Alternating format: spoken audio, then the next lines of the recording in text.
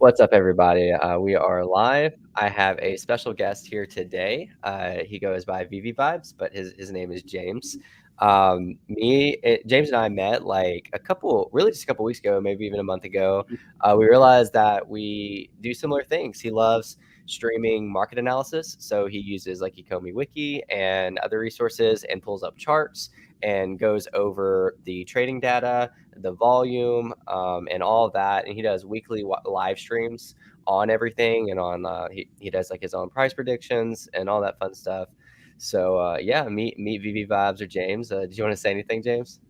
Yeah, no, thanks for having me on, Chris. I know this is kind of like last minute, and which is completely fine. Like you've been on my stream actually a couple times prior too. I think one time you were driving, you were grinding beans and all that kind of stuff. So I know you were kind of like Yeah. distracted. I appreciate you. You had some. I could definitely tell you spent a lot of time on the market because just off the top of your head, you could notice a lot of price prediction stuff or just a lot of NFTs off the top of your head. And I think we kind of we did the same thing, but maybe a slightly different way. I think you're definitely more into like the flipping scheme and like late night sniping and all that kind of stuff.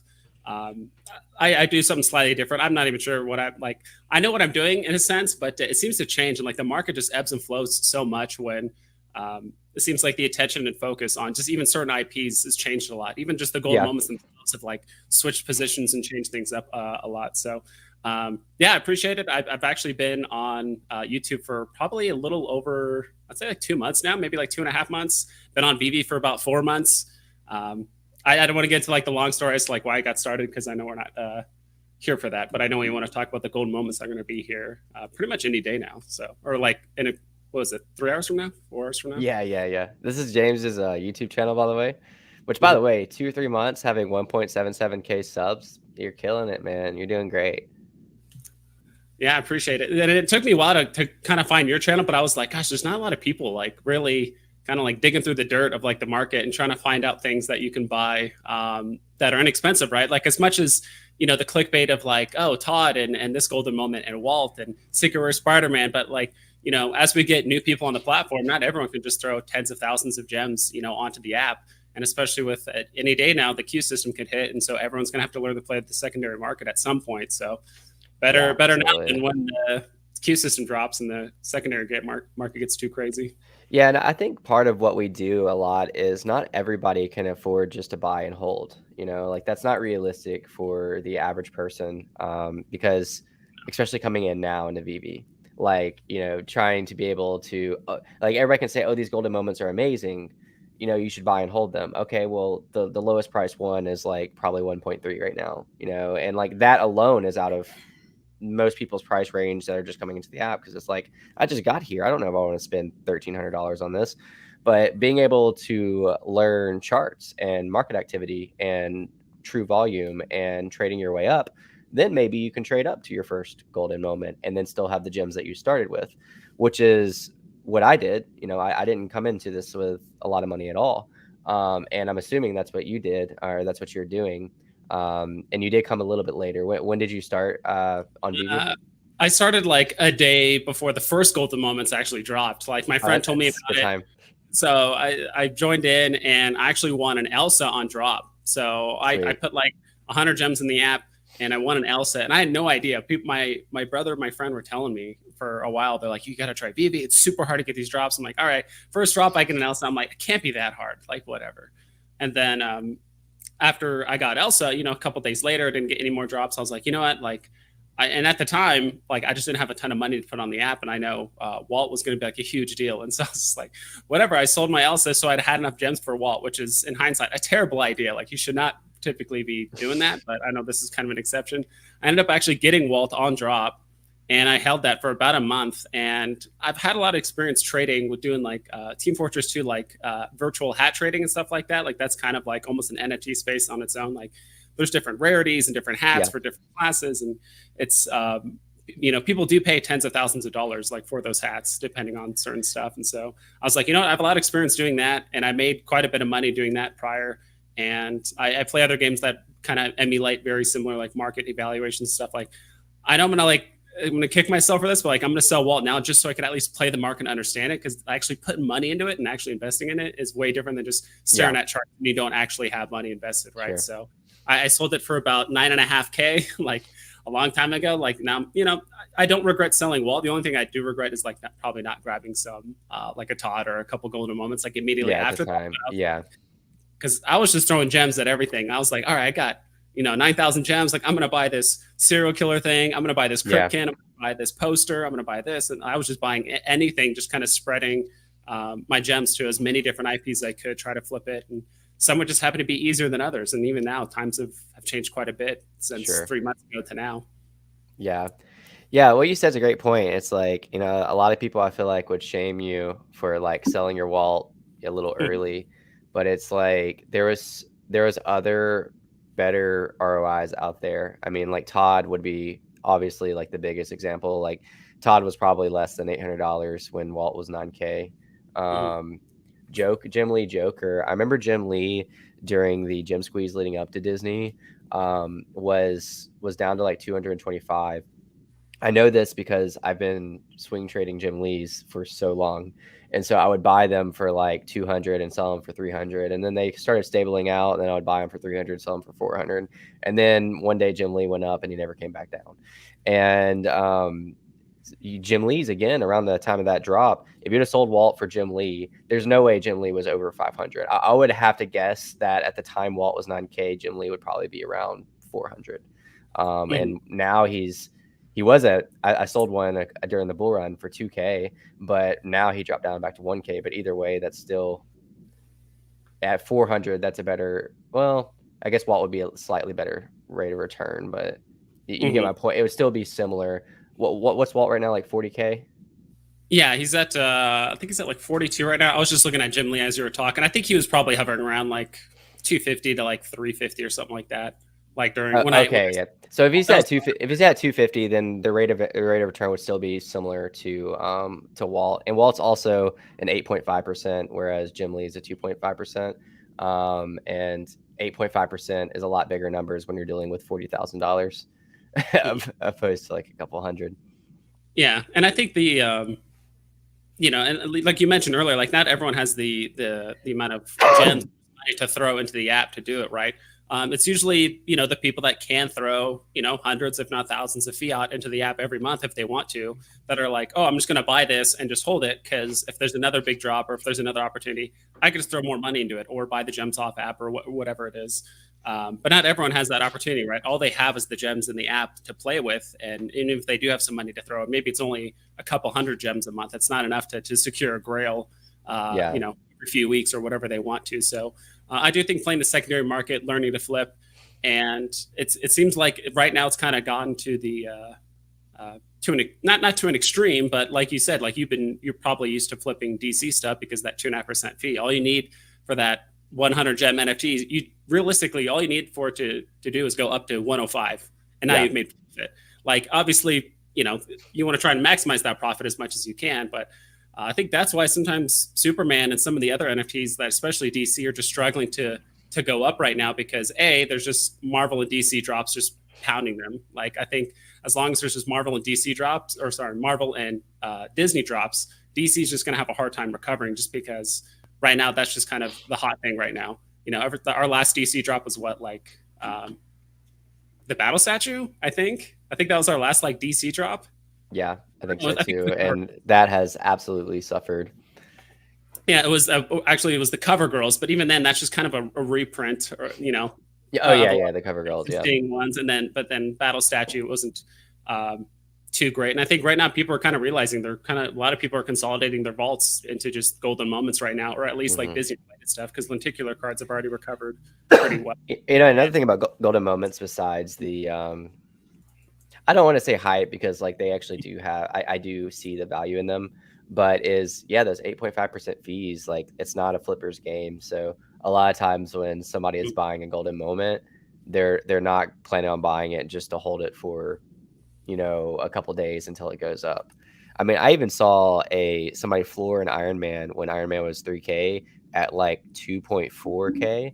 And if that was DC, I would have been really tempted just to be like, oh, well, let me just buy this and relist it for 3K, just relist it for the current floor. But with it being a golden moment, I was like, man, with that 8.5% fee, that's a couple hundred I don't know if that couple hundred gems is worth the risk of it not selling and me kind of bag holding it for a little bit.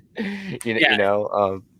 Yeah, if you were really paying close attention to the market, like immediately when the golden moments were announced, like people, like things were just plummeting off the market. Like C3PO, I remember was like pushing 6K after the announcement. Like people were listing like 5.5, 5.2, 5.3, and it went as low as 4.5. Like it just lost 33% of its value immediately. Like you could actually just get a C3PO for 33% off. I'm just like, yeah, what? Same thing with the Goofy card. Goofy, I think, was at 3.5K, and it was kind of finally working 4K easy, dude. Yeah, it was finally working its way back up, and then the announcement, I think 5 minutes later, someone floored it like a Goofy for 2.4, which I'm like, at that point, I don't think anyone on the app has actually bought a Goofy for below 3K, because I was looking on the there was like, yeah, there's only like a couple listed for below 3K. Real quick, Rafael Garcia, thank you so much, man, for the super chat. I really appreciate that. So thanks for all your hard work.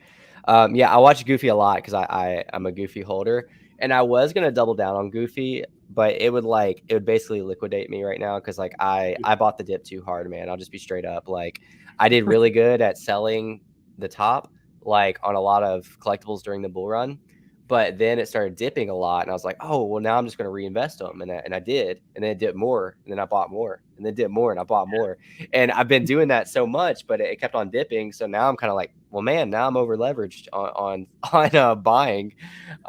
So if I bought a Goofy, it would wipe me. But dude, there's a Goofy. I was watching an auction last night. It was like 424. I think that was the number. It was around that, and it was like had 1 minute left, and it was like 600 below floor. And I was like, oh, like I was like waiting to bid on it, even though it would wiped me, man. But it ran up all the way to really just above floor in that last minute. You know, people just like bidding last minute and everything. Which whoever got it still got a great deal. They got like a 424 Goofy at floor, which is at the floor of 2,800 too, which is crazy. Yeah, the whole auction system is interesting. It just seems like all the bids just come in the last 45 seconds, and it just runs up super quickly. But I still think of all the lenticular cards, gem for gem, even though Donald's where he's at now, which I probably need to check the Donald card, because last I saw he was at like 800. He actually went from 700 to 800. And then he was Pluto for a short period of time. That's what I saw on Twitter, anyways. And I'd been telling people, they're like, "Oh, should I get?" And people were saying, like, "Should I get Pluto or Donald?" I'm like, I've kind of picked Donald. Like, I think Donald's a pretty big deal. And on top of that, I think Pluto is the one reacting to Donald. When Donald gets low, Pluto kind of like lags behind, and then when Donald starts pushing up against Pluto, waits till he basically gets surpassed, and they're like, "Oh, okay, now I need to catch up, or now I need to like position myself ahead of Donald and stuff." So I think gem for gem of the lenticular cards, I think Donald, gem for gem, the best. But I do think obviously Goofy is the secret rare. It's the only secret rare Disney card, just secret rare. I think it has the highest potential, and it probably has obviously the biggest swings of any of the cards. But if you want, I think the most consistent ones are going to be all the rest, you know, Mickey and honestly, Goofy surprises me how well it's held. Like for it to come out the gates at 3K, I was like almost giggling. I'm like, yeah, as if like that's gonna hold. And it held, dude. Like not only did it hold, it pushed to 4K and then like stayed at 4K for a long time. I was like, what the heck? And then it just held, you know, that 3K solid floor, really 3.5K for a while. And during this gem squeeze, I mean, it dropped to what, 2.8, maybe 2.7. But I mean, that's still pretty strong, like compared to how much everything else is dipping. So I think that's pretty bullish for the future of Goofy. You know, I really think, you know, this whole thing, some people might be tuning in or like, what the heck? You guys are supposed to be talking about price predictions for these golden moments. Like, I promise we'll get there, but there's backstories to this. About Goofy, about Goofy, how it's like retain its value, and I think that just goes to show like whether it's golden moments or the lenticular cards, like just the Disney NFTs other than Steamboat Whaler. We'll talk about him right now. That's one anomaly I'm kind of still confused about. It never had the tag. If people were hoping to buy it because it was going to get a tag, I don't know what to tell you, but I do think that one will recover very well too. But the fact that all the Disney NFTs, especially the cards and golden moments, like even when they dip, they recover very well. You can't say that about any of the other NFTs. Like even the Marvel stuff is still like struggling to recover, let alone DC. They're kind of doing their own thing, and you know, not to bother like any of the independent artists and stuff like that. But so far, Disney, I think it's just it's either because it's the new hotness or people are just realizing like these are some of the most collectible NFTs on the platform. Yeah, I'm really thinking that for this week, we'll see a little bit of recovery after the drop today and after people kind of have their buy-ins. But whatever other spicy peppers that Veve has ready for this month is going to not allow us full recovery. And I'm hoping that uh, they'll give us enough time to recover enough, because I think I even saw you streaming on it last week. It was like just like when the market looked like it was like recovering a bit, Veve's like, all right, well, here's more golden moments, and just kind of like crush the trajectory, which is I mean, like, they have licenses agreements. If Disney tells them to drop something, they drop something. I mean, at the end of the day, you have one of the biggest licensors in the world. You kind of gotta go with the flow, roll the punches on that.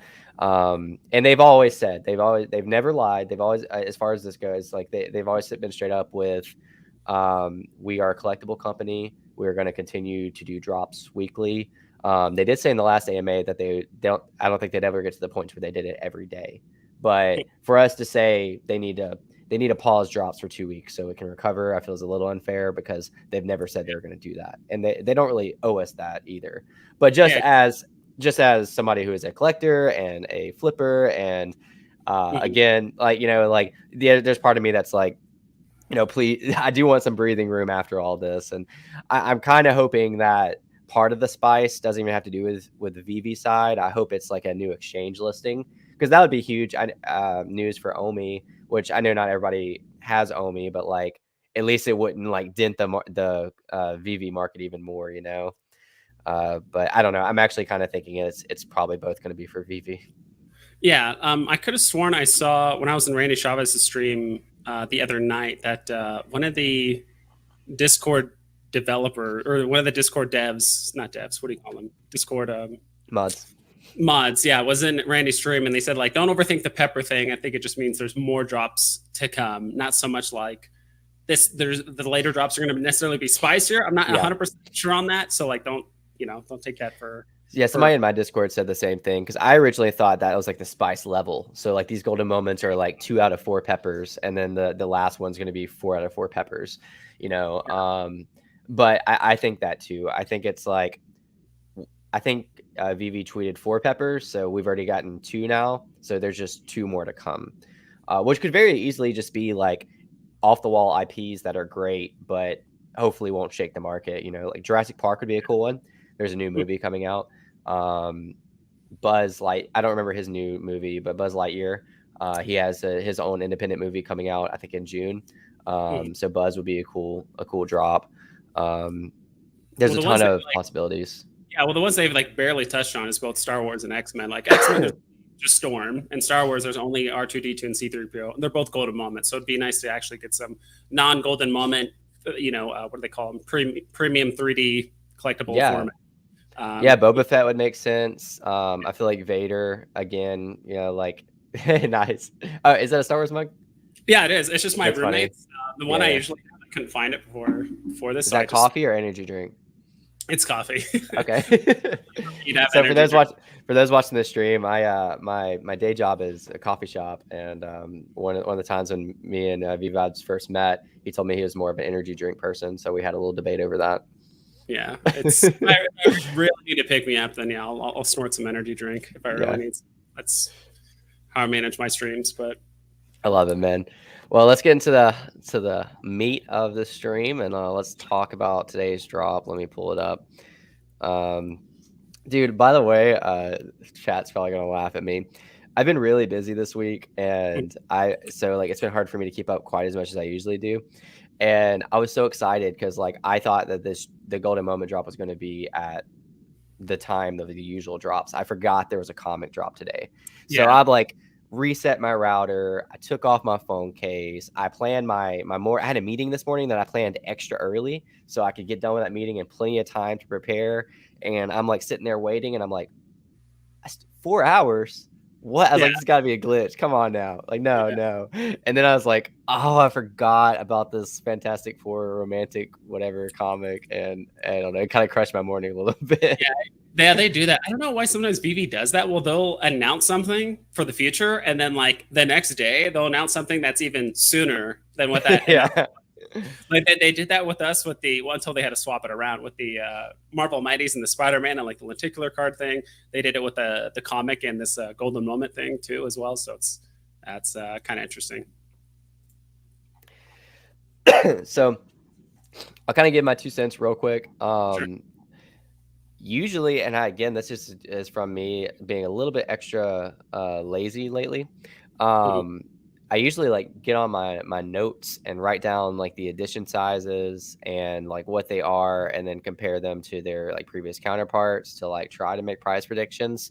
For these, I'm kind of taking the approach, which I think is fair, of how other golden moments performed. And although I don't think, like, let's say, like Lady and the Tramp is going to perform at the same level as most of the other golden moments, because like I do think there is going to be a different differentiation. And Alex even said in a comment between these golden moments being a Valentine's Day exclusive and the first golden moment, and the first golden moments being a like the basically the announcement with Disney. So for instance, like why that would matter would be, let's say they do an airdrop for golden moments holders of the first season. It wouldn't be fair in a sense of Veve to be like, oh well, now you need 2 more in order to get this golden Mickey airdrop or golden whatever they want to do airdrop. So this, from my understanding, is going to be separate in that sense. So the real thing we can base it off of is the popularity of the characters, which in this case we have Donald and Daisy. And then we have Lady and the Tramp. And I think it's interesting and good that they chose to do the Donald and Daisy as the common, because so there's more people that can have a chance to get it. Veve's always done really good at this. And I'm sure you know this, James, but a lot of times they'll make the common the most desirable of the covers, besides like, let's say, like the secret rare, because they want collectors to be able to have it. So like the Coca-Cola Snow Globe having the polar bear, they want the collectors to have the polar bear, so they gave the polar bear a lot more editions. At the same time, if you're a flipper or if you're in this just for like the financial opportunity, this allows better entry points for the most part, because a lot of people are just going to focus on the scarcity. And so they're going to say, oh, well, there's only 7,777 of these and it's rare, so these have to be worth more, right? Well, I can't guarantee you because nobody knows, but like if you want my 2 cents, it's going to be a no-brainer that eventually Donald and Daisy are going to flip Lady and the Tramp. So for me, depending on the price points, I could have a potential better entry point, being these are labeled common, and being these are labeled 13,333 editions, because people coming into the app just now, we're getting tons of new users and everything, again, might just be looking at scarcity and rarity. So what's your thoughts on all that? Yeah, I was just having like a lot of thoughts as you're talking about that. So one thing, gosh, there was a video that another content creator did talking about, what would I do if I was a new, like with all the experience I know, what would I do if I jumped into Veve right now? At least my first bit of advice is like stick with characters that just unanimously people know, preferably like internationally. Like you can't really go wrong with that. So I tell people like stick with typically characters over things or posters and stuff like that. Golden moments is a bit different because they're all golden moments. They're all really unique in their own way. But I tell people like focus on just popularity over scarcity or mint numbers or anything like that initially. That'll typically not lead you astray. Because if we look at the other golden moments, we had like the common, or usually the lower rarity one was like the person. So Iron Man and the Avengers logo, like Iron Man was the common, the Avengers logo was like the rare. And then if we look at like Wally and the Pizza Planet truck, like Wally's a character, he was like the lower mint. And then the Pizza Planet truck was like the higher rarity and all that stuff. So Veve's done a good job of having the character or like the more popular or the more iconic figure be the lower rarity, so there's more mints of them, so it's just more available to collectors. Because same thing with, you look at the bad guys versus good guys, like the Marvel Mighties, like there's more people that probably want to collect the good guy versus the bad guy, just in general. Like, I mean, everyone likes, you need to have the bad guy there too as well, but at the end of the day, like there's going to be more people that want Spider-Man versus Green Goblin or this or that. But yeah, on this thing, and when it comes to golden moments, like they're all going to be very valuable. And to be honest, I do think Donald Duck and Daisy, maybe not on initial release, like when they first hit the market, but I do think given enough time, like they'll probably place themselves, I think, in like top 4 or 5 of the gold moments, just because Donald is It's a double FA, double first appearance of Donald and Daisy. A lot of people have asked the question, like, will this first appearance hurt their lenticular card value on the lenticular cards? I don't think that's going to happen at all. Like, we've already seen Donald like recover very well. Daisy is, you know, regarded as kind of like the lower version or like the lowest version of the lenticular cards, but she's doing just fine as well. So one question I do have for Veve, sorry if I'm kind of going on a tangent. One question I do have for Veve is like, if Donald Duck is Donald Duck, does that mean Donald Duck is done with FAs and FEs? So like, even if they make him into a poster, or if they make a Donald Duck car, is there no more FEs? Has he exhausted his FE and FA tags? And if that's the case, then like now the only thing is left is just these FAs and FEs. So yeah. So when it comes to yeah, exactly. So what he's done, like, and that's it. And so what I would say to you people that are like new to the app and you're like looking at these drops for the first time, whether it's a gold moment or anything like that, try and focus on what's popular. You know, even when you look at some of the drops that have happened prior with like the Spider-Man Marvel Mighties, there's a reason why usually the order is like Spider-Man, then Ghost Spider, then like Black Cat, and Spider-Woman was kind of struggling just because they haven't had a lot of mass appeal recently. They haven't been in a lot of movies. They haven't been in a lot of shows. Not a lot of people know about them. Green Goblin did pretty well, you know, until the gem squeeze and all that stuff. But yeah, stick with characters you know, and you really can't go wrong more often than not. And, you know, kind of focus on that over because there's so many people on the app. Like, what does 7,000 versus 20,000 really mean? When you have a million plus people on the app, it doesn't really matter, especially people that might be stacking doubles or triples of some of these NFTs.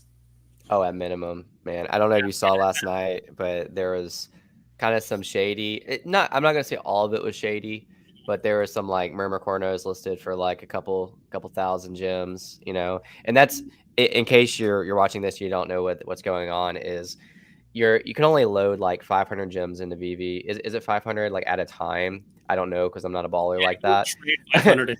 Like every 2 hours, you can only trade for 500. So like, yeah, you know, if you agree to buy, let's say 2,000 gems from me off platform or whatever, it would take 4 days to send it because I would do 500, 500, 500. Yeah, or I could list a Murmur for 2,000 or whatever that total price you just named would be, and you just buy that, and that's part of the trade-off. So that's what happens in the marketplace when you see some lower item collectibles listed for an insane value and they're selling immediately, is because they're just off-app trades. However, what makes me more concerned, which I'm not trying to spread FUD or anything, is some of that did happen with bot accounts. So I am a little nervous that the bots are the people who own these accounts are spreading their liquid and, you know, trying to mass purchase through their bots.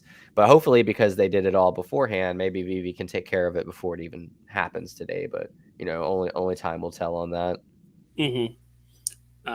Yeah, and I think with the whole queue system, I think that'll kind of eliminate some bots on the front end when it comes to the drop itself, which, you know, with queue system will pretty much more or less fix that. But in my personal opinion, I've always thought bots were more of an issue in the secondary market because, yeah, they can win the drop once and secure that NFT once, but in the secondary market, they can instantly snipe stuff. But again, I know we're not here to talk about bots. We're here to talk about golden moments. So for sure. I haven't, sorry, Chad, I haven't really been like super active. I just kind of wanted to hang out with James, you know, for a bit while he came on. But thank you all for commenting. We had JQ just saying hey to us and good luck for the golden moments from New York City.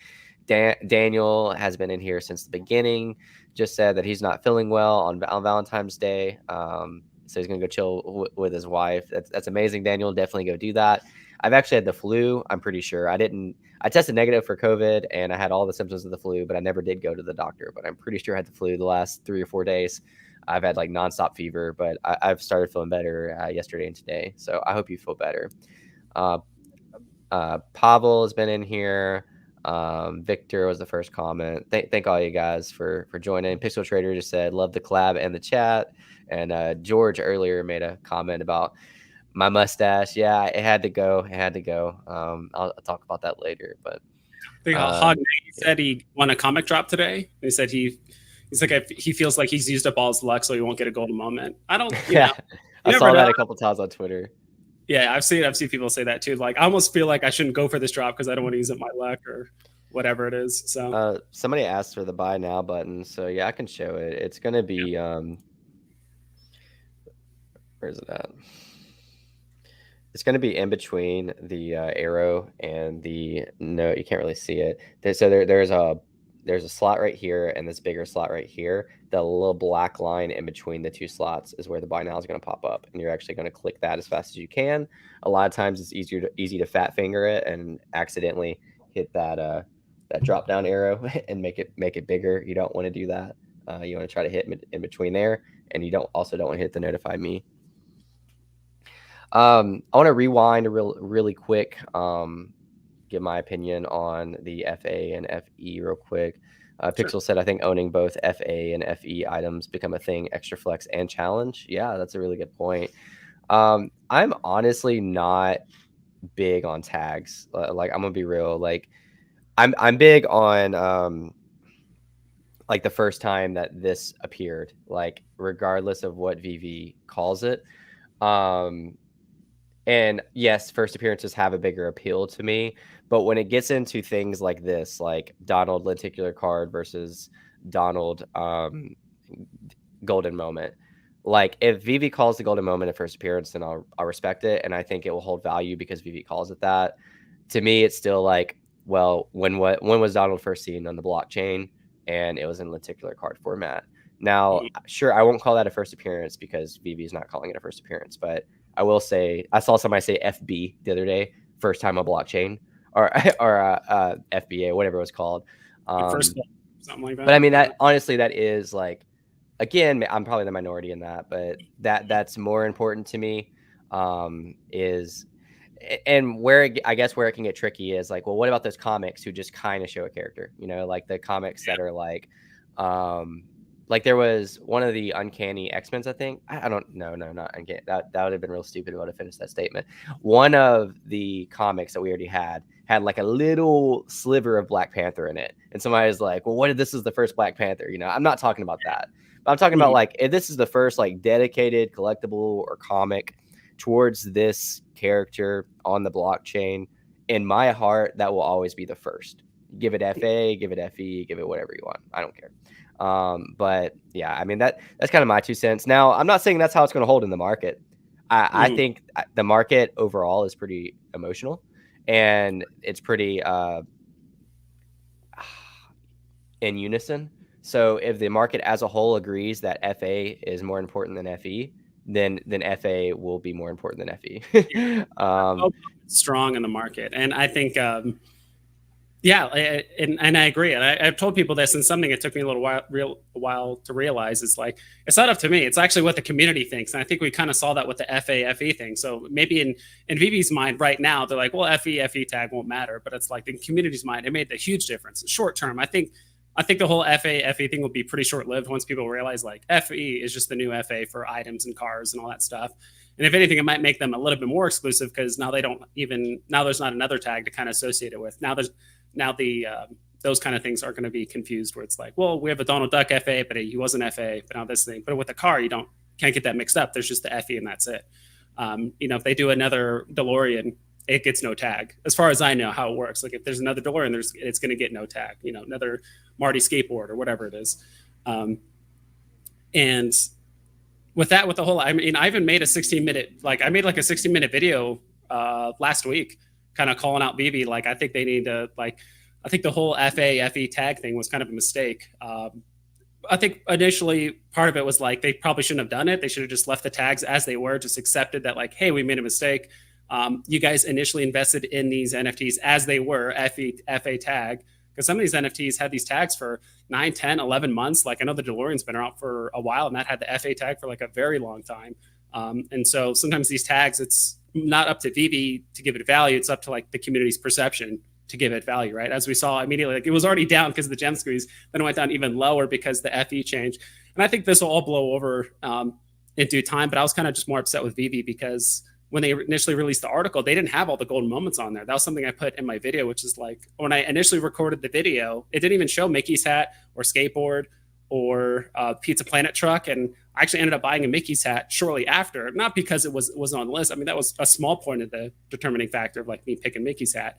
But it wasn't until I bought it and I saw, a couple hours later, the price was still going down. I'm like, what's going on? Someone's like, oh, the Mickey's hat's on the list. I'm like, no, it's not. I pulled up my video and it wasn't there on the list. And then I checked the article. Like basically Veve like ghost patched the article and add more names and more NFTs to the thing. So that happened to me. with the low mint MCP bonus.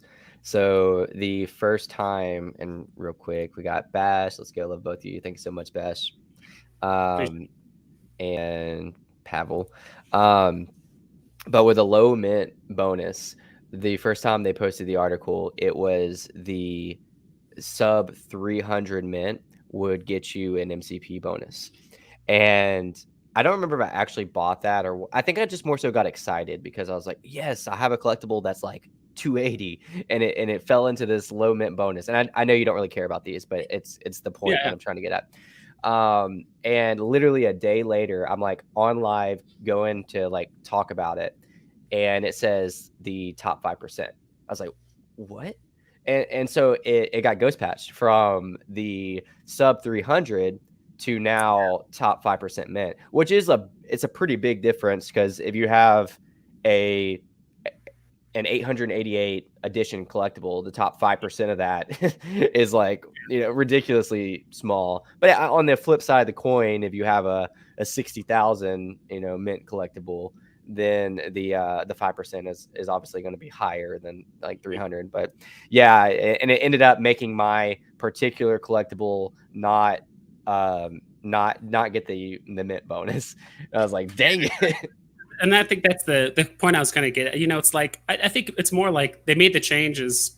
It seems like they kind of that was the other thing too. They kind of waived the black and white series, the FE tags off of those, because they're like, well, we don't want to remove tags because we know that's going to affect the value. But they didn't seem to connect that changing tags would also affect its value too. So it's like, if you understand the value of removing tags, you should also understand the value of like changing tags as well. Like, and I think that could have actually given some of the old school NFTs a little bit of novelty. It's like, oh, like all these old school NFTs, people here that were here for the first 16 months of Veve's release, they have all these old school FA tags of like cars and posters and all that stuff that shouldn't have been, but that's just a cool novelty.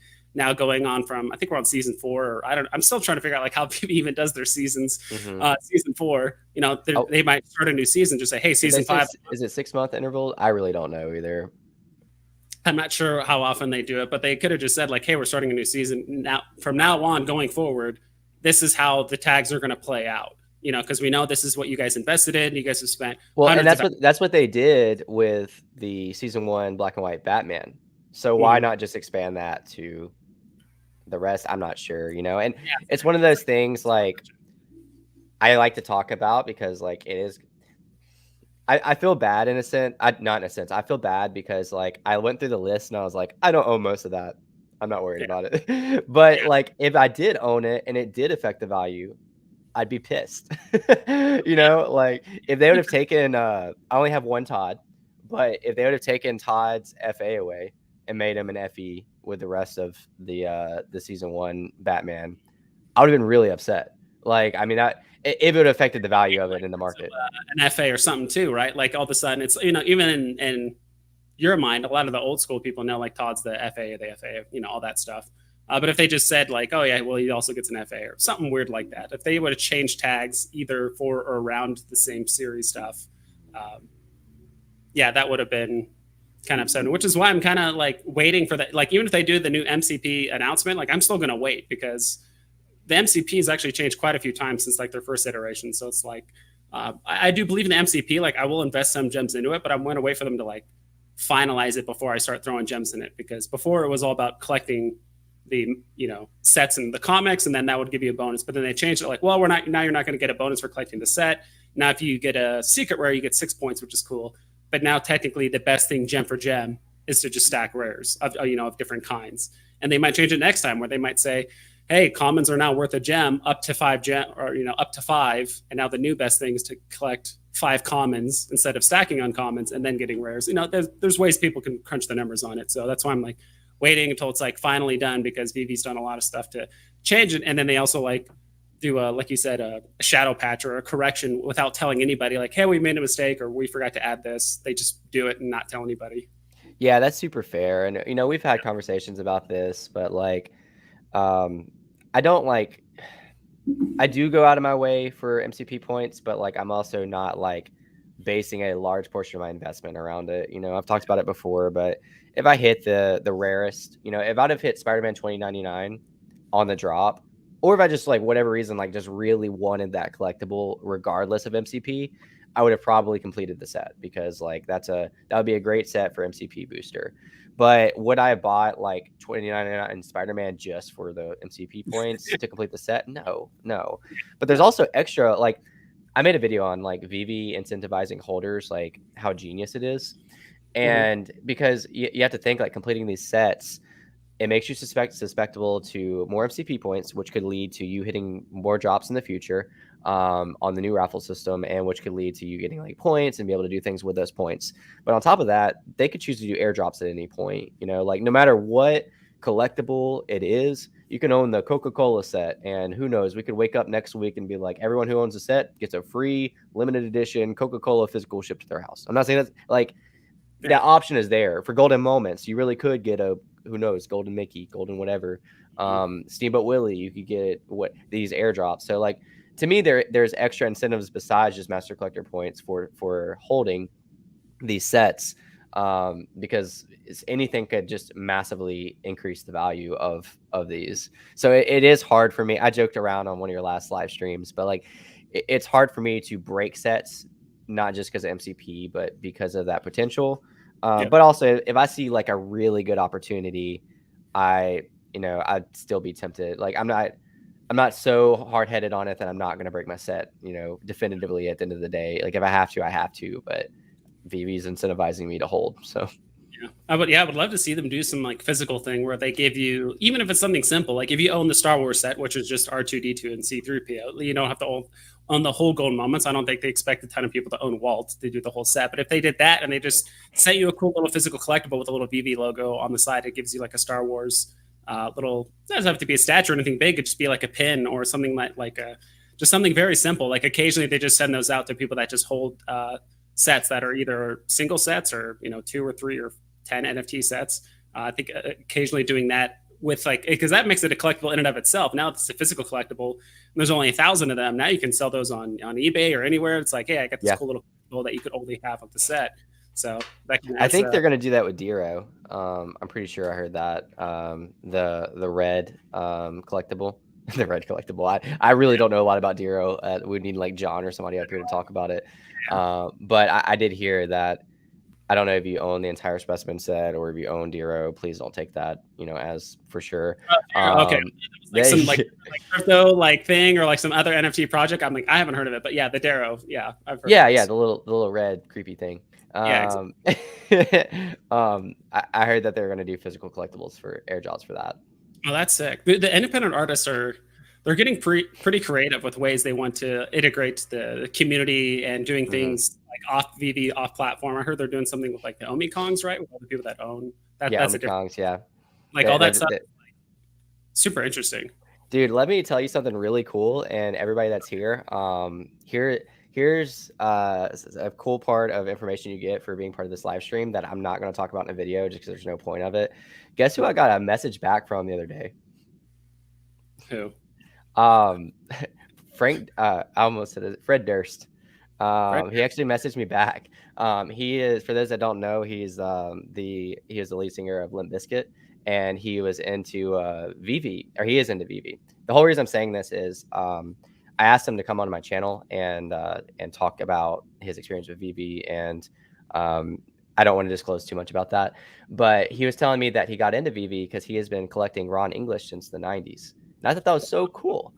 So he's a big Ron English fan, and he's always collected Ron English's art, and that's how he got introduced to Veve, which he has like 4 million followers on Twitter, and we got that kind of level of I don't know influence or whatever through indie artists, so like it's kind of cool. You would think just the big promotions and people coming in would be through like these huge licensors, but here we are getting a pretty big celebrity through Ron English, which is cool.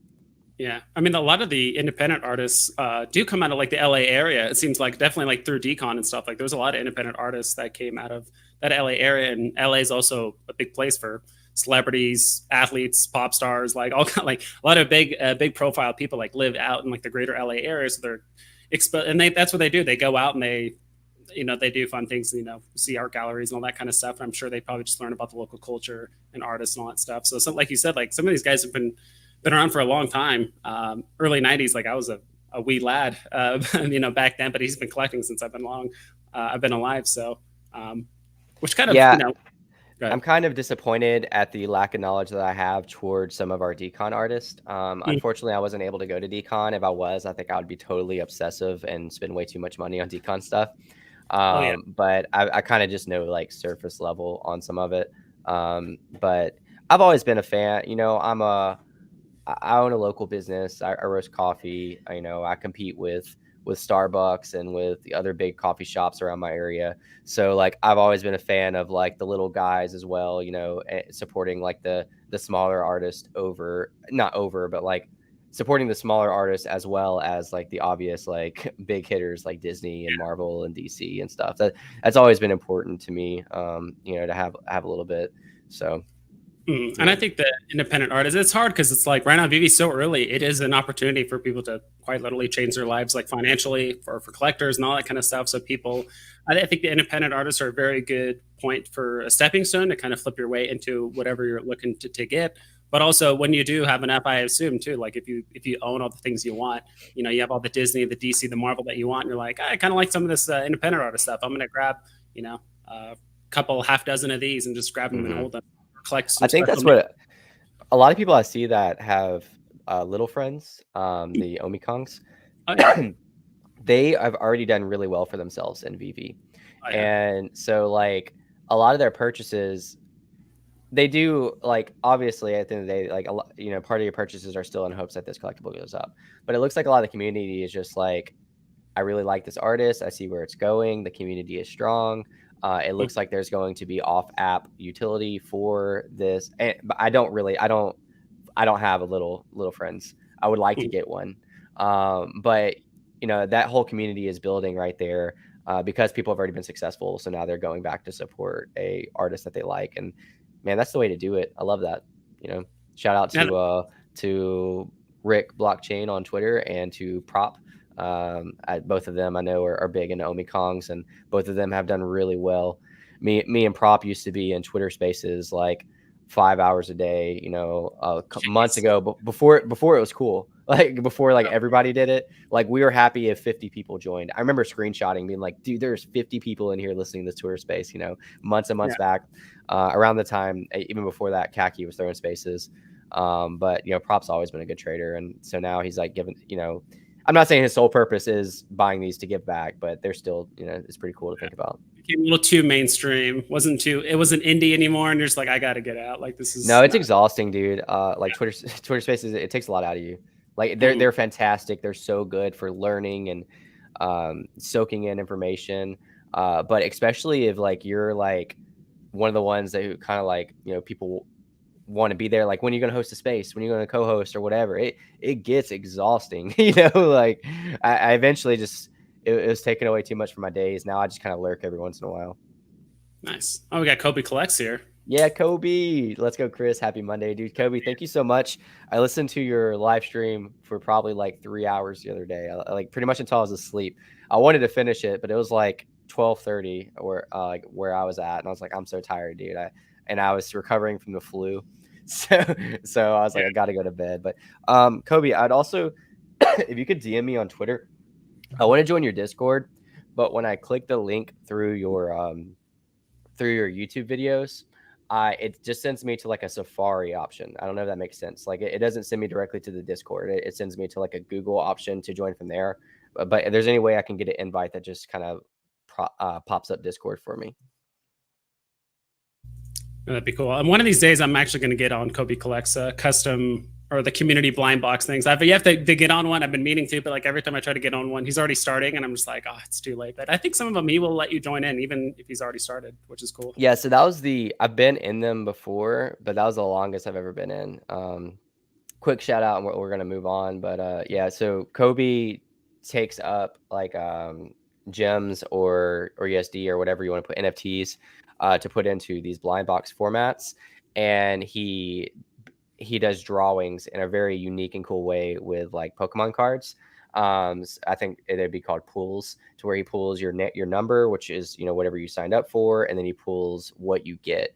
And I mean, he's literally had things like Walt in there, to where one person in that blind box who paid their buy-in for like an NFT equivalent of, like, let's say 140 gems, or if they did 140 gems, whatever, pulled a Walt, you know, and then he's giving away Superman and like other big things like that. So it's a lot of fun. He does giveaways like inside of the his video, to where like in the comment section they did a trivia where like Dancing Nidorina, she's one of my friends, would like post a trivia question about Veve, and if you were the first to answer, you know, could win a prize. So go check out Kobe Collects. Thank you so much, Kobe, for being here. Saul asked, are you going to buy one on the market if you don't get the drop? So let's full circle real quick. Yeah, so I don't even think we've done our price prediction yet on some of these. Yeah, sure. So I'm going to buy one depending on the prices. Also, this is kind of inconvenient, but it's obviously more important to me. My wife is due at pretty much at the end of the month, and we're getting another ultrasound today at 2:30. So for me, the drop is at 2. So I'm literally going to be hitting the drop and then going straight to the hospital. So the odds of me actually being able to like view the market and get snipes on whatever 1 bar connection that I have is very slim.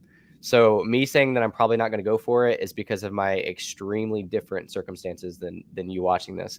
But what I'm thinking is going to happen is I'm thinking that the prices are going to do what they have been previously. So sorry, this is kind of long-winded.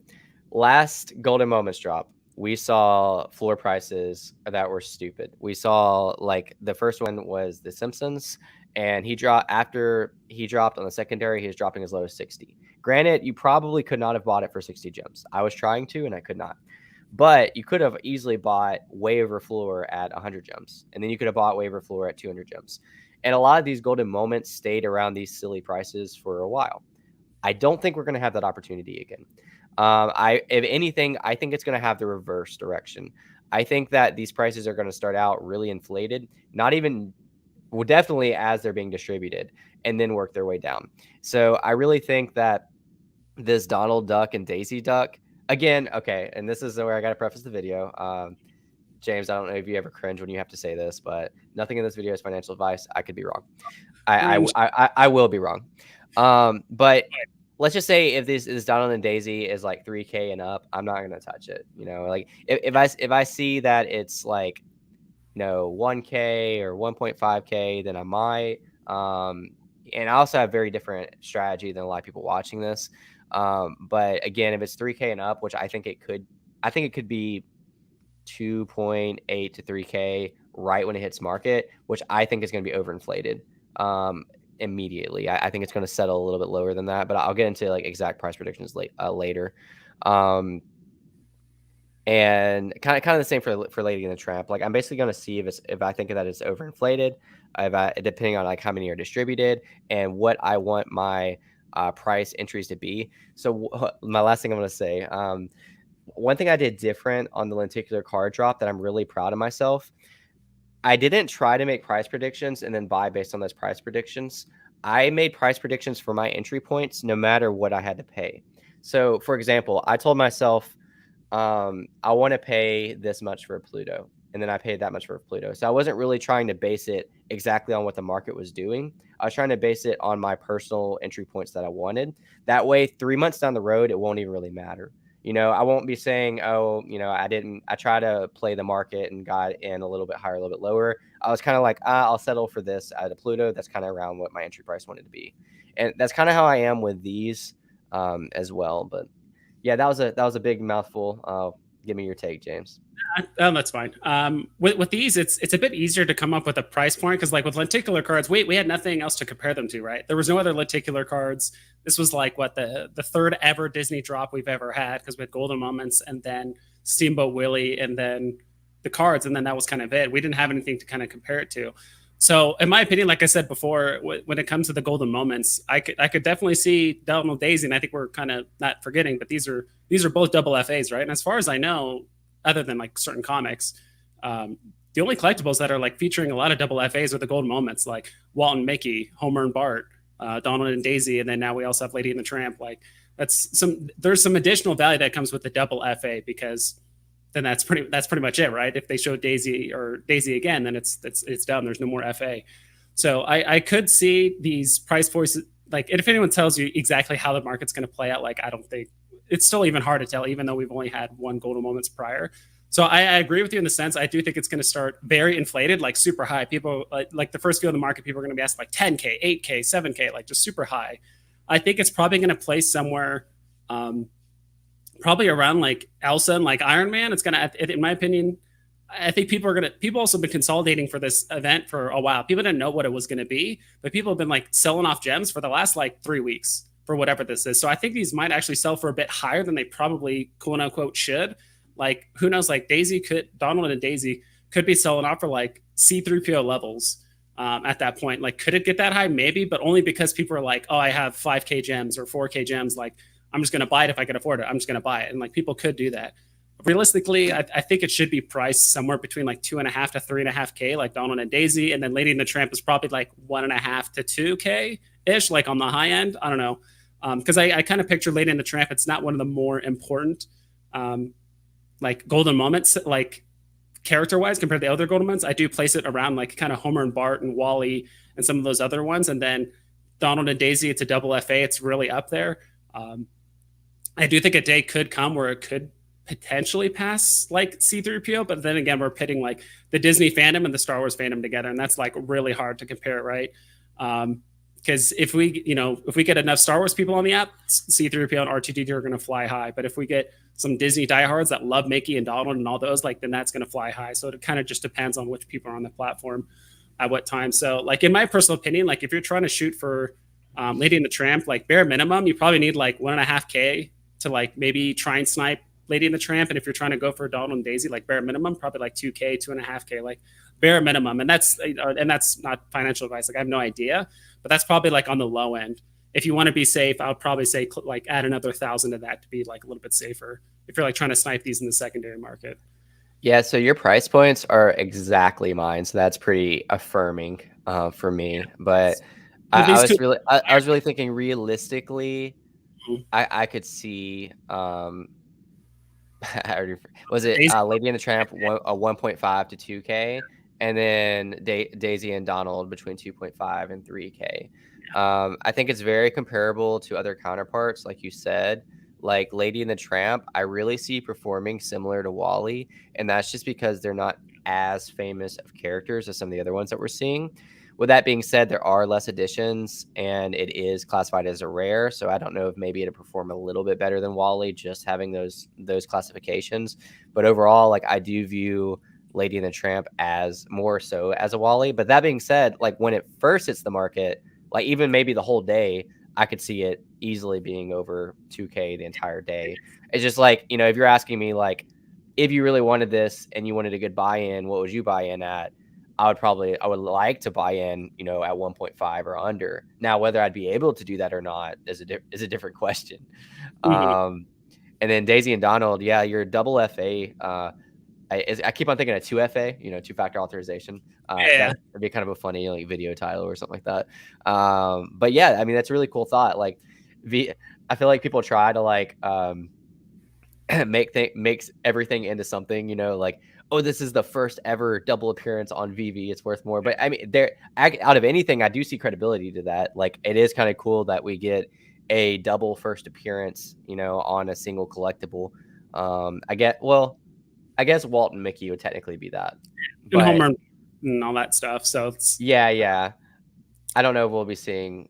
Yeah, I guess we could see. Yeah, it's interesting because like Lady and the Tramp, like they're not their own like unique, like they're only paired together like ever. I don't think they've ever had like their movies. Like Daisy's probably done her own stuff, Donald's done his own stuff. So like Lady and the Tramp, even though it's a double FA, I don't think they've ever done like any unique shows. I mean, I think they've only had that movie and like maybe another movie, like a remake, but that's pretty much it for Lady and the Tramp. But like Donald and Daisy have done their own things plenty of times. So actually having two pretty significant figures together, like Walt and Mickey or Homer and Bart together, is a pretty big deal. But yeah, Homer and Bart was the first that somebody said. I don't know why I went blank on that. I guess like in my mind, like one, I'm just not really a Simpsons fan, but like I think of like two very distinct characters. And I think of Donald Duck and Daisy Duck having like their distinctions, other than them being together. When I think of Homer and Bart, I think of them together, and when I think of I don't know. I honestly just blanked out on that.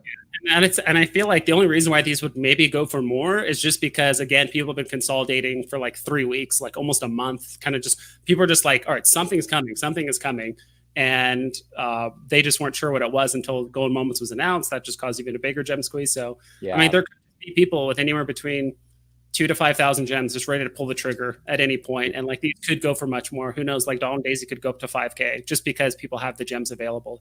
Then I think after some time it'll then settle where it should be, like on like the tier list of golden moments. But I think initially, who knows, it could be higher than like C3PO, or like 1,000 gems higher than like Elsa or something crazy. But yeah, that's a great point. The amount of consolidation that's happening for this drop and that has been happening could really inflate these prices more than what either of us expect. I didn't expect Goofy to start off at 3K and never come down.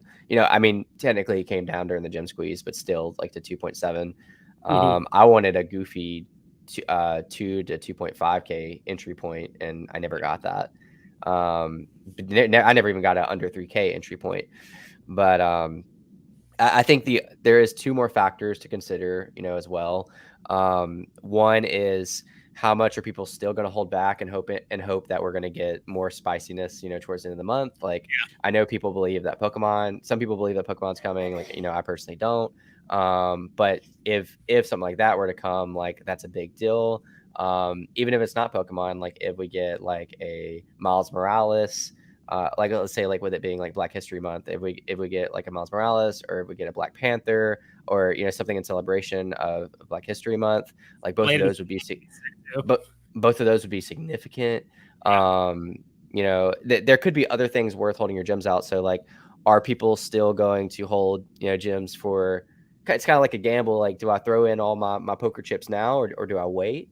And same thing with these gem squeezes, man. Like, there's so many, and we can talk about this when we're concluding, but there's so many good deals in the market right now. It's like, man, I could just like use all my gems on this stuff that's discounted, or I can hold all my chips and wait and see these next few drops to see if I need to go all in. It's definitely like a psychological game, at least. And then the last factor we have to talk about is the bot activity. We don't know how much bots are going to be in on this drop. And so if a lot of bots do get them, the one good thing about that is they'll slam them at floor and create these like ridiculous sell walls that are like 10 cents apart, which could be good entry points to these collectibles. So yeah, with the bots slamming them down and stuff like that. But also, I think that's healthy for like the market, though, where we have a little bit of push and pull, where it's like, do I go all in or do I not? Or like sometimes even if Pokemon were to get announced, sometimes I think to myself, I'm like, should I even like sell a bunch of stuff off for Pokemon, or do I just buy everything when it's like 70% off, like, and just ignore, like, play the drops for Pokemon, of course, but like just don't even bother playing the Pokemon secondary market? Like, do I just buy everything when it's heavily discounted, because it's all going to blow over in a month, and like all the stuff I bought is going to be back up to 70%, or sometimes even higher than its all-time high prior. So I think that's kind of a good push and pull. I just kind of wish that with these announcements kind of things, sometimes I kind of wish it could be a whole another talking point for another video. It's like, kind of wish Veve sometimes give us more than like a 48-hour lead time for an announcement, because people are waiting and like, what's going to happen? And that just causes a lot of like angst in like the market, and people just start making a lot of rash decisions, because it's emotional. Like you said, like most of the people on Veve are emotional buyers or sellers, or whatever it is. So I'm kind of curious if it's kind of hard to not check the app, check your Twitter and stuff incessantly, and like the slightest announcement or anything could cause a huge shift in the market. So that, I think that's another talking point. It's like, should there be a point where like Veve for certain things maybe gives us more of a lead time and all that stuff, which I don't think, I mean, do you think there's going to be more golden moments after this, or do you think they're done and it's going to be completely unrelated to golden moments? Now that we have these, I kind of feel like we're going to get all 50. I originally didn't think we'd get any more golden moments, because I'm pretty sure Alex said that we weren't. My personal theory is Disney's like, hey, we made a bunch of money off the first one, so we want more. And at the end of the day, the licensor probably has more control over that because you want to be sensitive with a company like Disney. So like for everybody who's like, oh, Veve's trying to be cheap and grab money, like no, they do have to like work with their licensors. So what Veve did to protect their investors is, well, Alex did specifically, is kind of make the distinction that, hey, this is a Valentine's exclusive. This is separate than the first Disney Golden Moment drop. So we don't want to devalue or dilute your first ever, Golden Moments. So, kind of throwing that in. But yeah, now that we have these, I'm not sure we're going to get all 50, but it wouldn't surprise me if we keep getting more. I kind of wish we'd have just had the first ones and that was it. Because I personally like, I feel like I'm about to get, there's 94 people in here and we're going to have like 10 after I make this statement. But like, I personally don't love the Golden Moments. Like, I think they're a good opportunity. They're golden opportunities or whatever. Like, I really do see the value in them. They're the first ever Disney. Like, like all of that stuff is going to make them keep going up. Like, the airdrops will be so easy. But I made a joke about this online like a while back. But, I think about like the Vverse and like the social or gamification aspect. And I'm just like, man, how much more cool would it be if I had a regular Iron Man as a first appearance that wasn't on a golden pedestal that I could like socialize with in the Vverse, like just me personally, I would like that more than like these golden versions of them. But again, I'm not trying to like talk bad about the golden moments. I just like, I personally like regular collectibles and variants over this look, but I'm also just not a gold kind of guy. Like I don't, my wedding ring is it looks like wood. It doesn't look like it's not gold, like, so that's just a personal preference. Yeah, and I've even said that before. It's like, it's not the Iron Man I wanted, but it's the one we got with the full gold and all that stuff. But I think true people that really like Iron Man, if they have the money or the gems to get the FA, then cool. But like, they're going to get both. People even said that too. Like, will Donald affect this FA? Will affect the FE Donald card or whatever? I'm like, if you're a Donald fan, you're just going to get both. Or if you can't afford the Golden Moment Donald Daisy combo, you're just going to get the lenticular card of both for like a quarter of the price or a third of the price, whatever the aftermarket sales are going to be. So it's like, a lot of people think either or. It's like, if I'm a collector, if I like both, like, I'm just going to get both. We got Veve3 stopping by. Hey friend, how's it going? Veve3 makes videos on every single drop. So on weeks like last week, to where we had like 4 drops, he's like super busy. He does really good videos, has like a retro gamer style, which I really like. Check out his channel if you don't follow Veve3. Really cool guy. Father, husband, relax, loves Star Wars, has good information, and does a lot of research for his videos. If you if you like info-packed information in an entertaining retro fashion, he's your guy. But if you like long-winded, rambling speculation stuff, that's where I come in, and market analysis. That's where I come in. So. I love it, man. This was super last minute chat. But I watch your live streams and we do talk, pretty often throughout the week, no matter what. But I was like, hey, let's go live today and chat. Cause like we have a drop coming up and, there's some good deals in the market and we both watch the market probably too much. So let's, throw some prices out there on what we think it's going to do. And, like I said, on conclusion of this stream, we can kind of talk about some other deals that are going on in the market right now that might not be there tomorrow, or they might be there depending on whatever new announcement that we get. Yeah, and the market's even changing hour by hour. But sorry, just to reverse back, something I just, a light lit up in my head when Veve3 brought it up. He said exact replica of R2D2 over Golden Moment, like R2D2, like have an exact replica. That's true, but like maybe that's it. Maybe that was somewhat intentional because they know like people want the exact replica of R2D2, but because now it's not FA, now it's actually affordable. Because if the exact replica of R2D2 was also the FA, I mean, it could get absurdly expensive. But if they did it in blind box format where there's, different versions, I don't even know, like different stances that R2D2 could do. I guess is little rocket mode or is like tripod mode, and then him walking side to side like animation. Who knows? But that could be it. But I think Disney just wanted to put out some of their most iconic characters out there in a Golden Moment, and it's super collectible.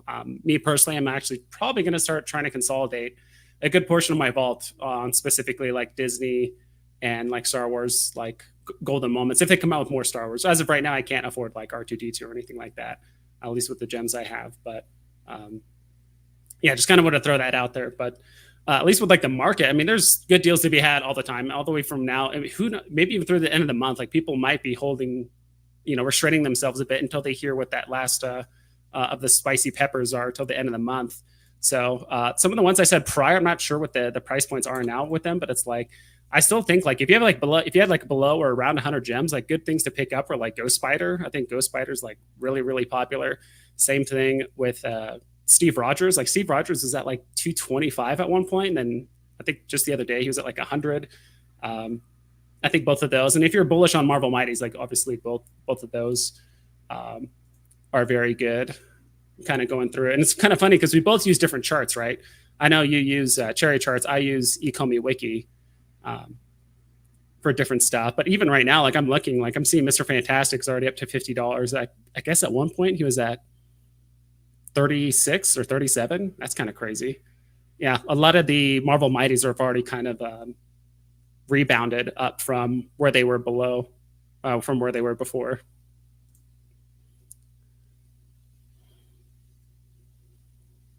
Are you pulling it up right now? I think you're muted. My bad. Yeah. Well, first off, I said I use Ecomi Wiki as well. I use both. I kind of swap back and forth. But as far as the Marvel Mighties, which ones are you saying have rebounded already? I just went to collectible gainers. If you just go there, like on the market, then collectible gainers, like you can already see that, like the top. Oh, got you. I only have half of it pulled up, so it doesn't give me the full options. Does that help? What's that? Do you need me to share my screen? Does that help? I don't think I can right now. It'll probably take a little bit figuring out to do. No worries. So what have you been scooping up during this gem squeeze, or what have you, at least if you haven't been buying, what have you been eyeing? What I've been eyeing recently is, of course, I like mostly is like Ghost Spider. That's one I've been eyeing on right now. Mostly just the lenticular cards. Like after just listening to who was it? I think it was like Veve Magic on like NFT Pirates' stream like a few weeks ago, and then watching last two Randy's streams with like his friends that used to work at Disney for a while. I'm pretty bullish on just Disney in general, and Star Wars, if they come out with more Star Wars stuff as well. I do like Marvel and DC, but right now I'm just trying to focus on NFTs that are just kind of quote unquote, not dip proof, but when they do dip, they either recover very quickly or they just keep going up in price. I mean, if you look at the golden moments, in general, they tend to dip down and go back up. Yeah. Like Wally, like week over week, Wally would, go up to, 1,500, then down, then up to 1,550, then down up to 1,600. Like he was gaining like 50 gems at his all-time high, like every few days or so. And so it just seems like the golden moments in general are very just, yeah, I always viewed Wally as like the stable coin for the other golden moments. He kind of like lags behind, but you can kind of gauge what everything's doing based off of Wally. So are you investing in the golden moments particularly due to the chart action of just like having good volume, good market cap, good consistency, like good like kind of like bear proof? Yeah, kind of bear proof, and it's like a long-term hold, obviously. And if you can stack some, like, and again, I'm not going to trash anyone for like taking profits or selling it or flipping it or anything like that. Like, I also do think like if you think not Marvel Mighties, but if you think golden moments are going to pump, like you could get 2 Wallies and then sell one off later to invest into something else. Marvel Mighties are great. I do think like Ghost Spider's very good. I think pretty much any of the Spider-Man stuff, maybe a little bit less so on like Black Cat and Spider-Woman, but people that are familiar. Popping up. Was that? Is Ghost Spider like called something else on Ecomi Wiki? It's not. Oh, here it is. There it is. Ghost Spider. It had like a like a line. Sorry, didn't interrupt. Yeah, if you just type in Spider, she should be like the second one on the list. Maybe a little bit further down. Yeah, here she is. So I did like Ghost Spider. I don't know where she's at. Does that show you the full chart right now? I had to full screen it in order to view it, or is it still just show you part of it? It shows me the full thing. I think you just had to like open up the Yeah, I just had to full screen it. Yeah, so I bought a pretty high Ghost Spider. I saw one at like 130. That was a good mint, so I bought it. And since then, we've kind of backtracked down to 100, but I'm not really tripping that much over it. I plan on holding her for a while. I think I Yeah. bought 2 or 3 just for the, kind of like you said, like I'm going to sell one off in the future, then hold another one for a long time. Yeah, and I think one of my biggest mistakes in Veve, and I've been here since last March, was not buying multiple of things that I think are going to retain value. I just I mean, I didn't really have the money for it, but I should have just condensed and bought multiples. So now I really try to do that. That way, once it gets to a point to where it's really tempting to sell, I can sell it and then still have more, instead of just having basically either hold to the moon or sell my only one. And then once it sells, it's like, oh, well, it's just 2x right after I sold it, or 3x or 4x, like basically like DCAing out of collectibles. And ideally, getting to the point where your other collectibles can ride free, like which isn't that hard. I think I did that with a Deadpool, like I bought a couple of Deadpool commons at like 80 to 100 gems. And then during the last run, what did they get to, like 330 or something? I don't remember how high they got. They got pretty high. I can look it up. And I sold pretty near the top on the last run, and it basically paid for 2 or 3 of my Deadpools. And I was like, okay, cool. I'll just let my other ones ride because I don't care anymore. Where is it? Deadpool common. Yeah. I got to full screen it again. Yeah, they got up to 295. That was probably just one sell. Let's say like 235. I probably sold around here at like the 230 range, and buying at 80, that paid for a couple of my Deadpools, just being able to sell off that one. And I sold off, a pretty high mint. And I was able to keep my better mints. Yeah, one thing I used to kind of recommend people, and I used to always tell people, I used to always recommend people the uncommon versus the common because it's cheaper, it'll sell better. But I found out, like, whether you're talking about uncommon storm, uncommon snow globe, uncommon Deadpool, whatever, because those are typically cheaper. Like gem for gem, those are better. But I found you have an easier time actually selling the commons, like selling the common. So it's like, if you're on the market a ton and you're really watching the market like very closely and you're looking to flip and get the best gems possible, I would say like go for the uncommons. But if you are kind of someone that wants to buy it and like leave it up and like set it and forget it, or you don't pay as much attention as you could, then probably go with the commons because there's just so much more action going through it, which is something I would love to see on. I'm not sure if Cherry Charts has this, or I don't think Ecomi Wiki has it, but like how many actual sales or like listings occur like throughout the entire day, so that way we can actually see like how much movement is happening in an NFT like day over day. Like if the Deadpool common, a while ago was having, let's say, 5,000 transactions a day, and now it's like really slowed down to 1,000 or 500 transactions or like listings, and that's kind of hard for it to tell too, whether it's an actual transaction or is it just like a delisting, right? When we see those bars go down.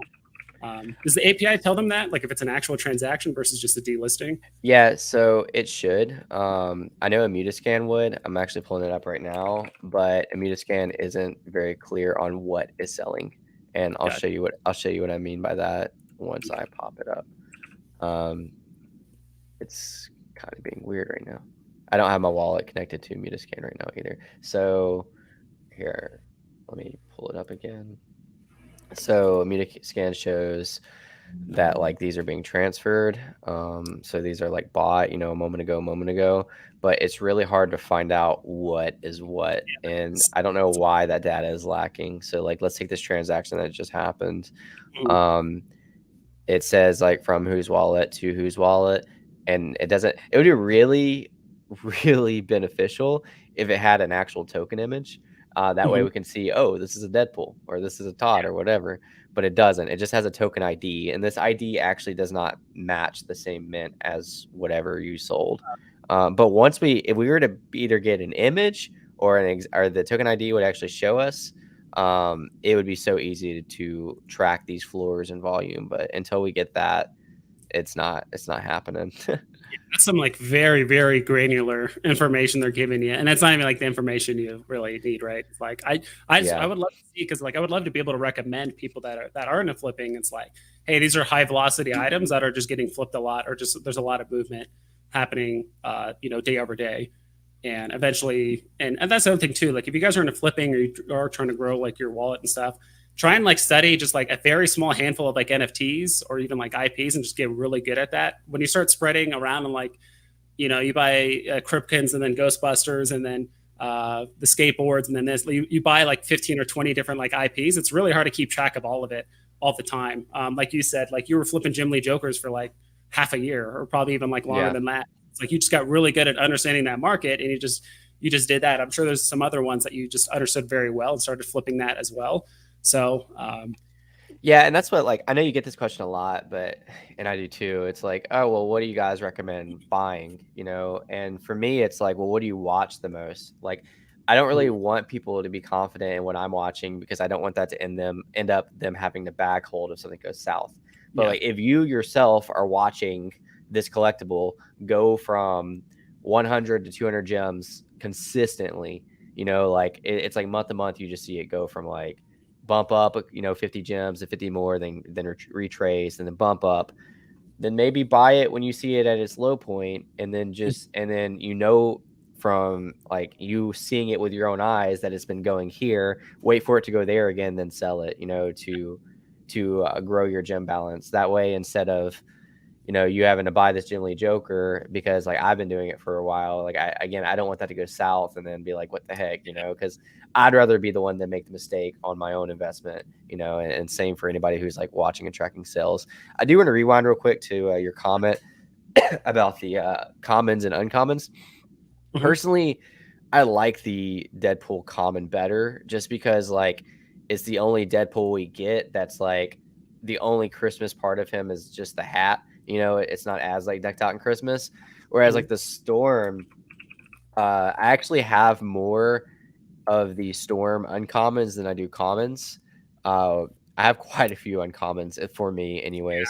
But I like the uncommon pose. Like the uncommon pose, like looks like Storm. Like it's not even showing right now.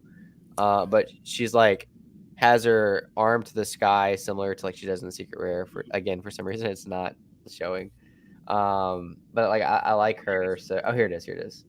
It doesn't really show right here, but yeah, I don't know. It is interesting though that commons just typically have more volume than uncommons. But as far as like edition size goes, like uncommon is the way to go, and it's the same collectible as far as first appearance and stuff. I guess for me, Deadpool, I like the uncommon one because he has this like thumb up like this, like cool, and like the common, if you could remove the sweater, he's like this, which seems silly, but like if a hero could pull it off, or I guess an anti-hero could pull it off, it's gonna be Deadpool. Deadpool can pull that off. So that's my thing. And I think another one is like people are overlooking is like the Candy Cane combat. Like if you can remove it, that's the only one where Deadpool's doing like an action pose with an actual like weapon out. All the other ones, he's either dancing or he's doing kind of like a silly pose. Like I know that one's not animated, but like that, I think that's another one and it's been like always the same price as like the common too. So if you guys are like bullish on Deadpool, so somebody dropped a 3-digit Deadpool candy cane at Floor the other day, and like I did not want to spend any more gems, and I was like, I'm not gonna pass this up, so I went ahead and snagged that real quick. And that's one of my like gem squeeze tips I would say for people getting into it is like eye that collectible that you've been wanting to get for a while, and like more than likely somebody's gonna floor a pretty good mint trying to get gems quick and pick that up. I did that. So literally this week, like I went into this week, I was like, I really need to save gems. I've been spending too much. Somebody dropped a Spider-Man. I don't even really need the charts for this to talk about this, but somebody dropped like a Spider-Man rare at Floor for that was a 3-digit. So I was like, all right, well I'm gonna grab that, and I got that immediately. Somebody 15 gems under Floor put one of the United States Postal Service stamps. That was a 3-digit, and I like snagged that, which I've been picking those up because again, 2.5% fees. I watch trading activity and I can pull that up. What is it? Day of the Dead. Yeah. Let's go just for the ultra rare for now. These things where 900 that actually, I feel like this isn't even accurate because these things were a 900 floor, unless I guess there wasn't as many sales like a week ago. And now they're already back down to like the low 600s. And, I was flipping the other day and somebody listed one for like 650, which was the floor. That was a 3-digit mint.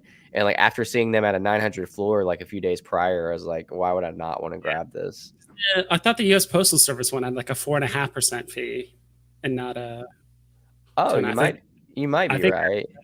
4.5%. It's one of those weird ones where I kind of wish they made it a bit more clear up front, like which of these NFTs or IPs have these fees. Because someone was asking me that too. They're like, I remember posting some links of me flipping Wonder Woman after the drop. I didn't win the drop of Wonder Woman or like the Cover Girls thing. I was like, well, I just flipped 4 Wonder Womans for like 100 or 110 gem profit.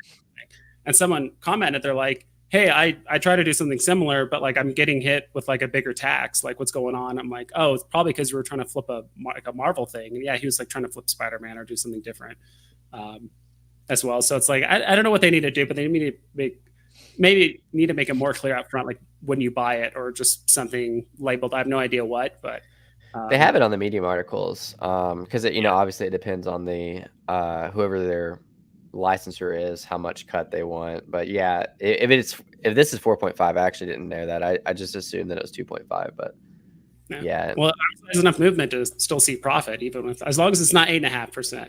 Yeah, and that's what I was about to say with the stamps. Like the stamps to me have enough movement, and overall they're up and to the right. Like stamps have shown a really good consistent growth, and they are a historical piece. So that is one of the things during this gem squeeze I've kind of been eyeing, is because like they do kind of get dumped during squeezes for pretty cheap, but they pump back up so quick.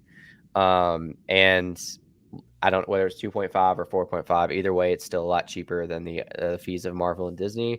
Kind of like you said with DC collectibles, like it's easy for people to dump them because they can buy back in, with not worrying about an extreme fee. Yeah, which is why I think when a lot of people ask me for recommendations for long-term holds, it's really hard to recommend, at least especially right now, like any DC kind of stuff, just because I feel like they're gonna have to work twice as hard to go back up, because there's so many people that realize like, hey, I'm just gonna stick with Batman and stuff because it's a strong IP, people know the character, and it's a 2.5% fee.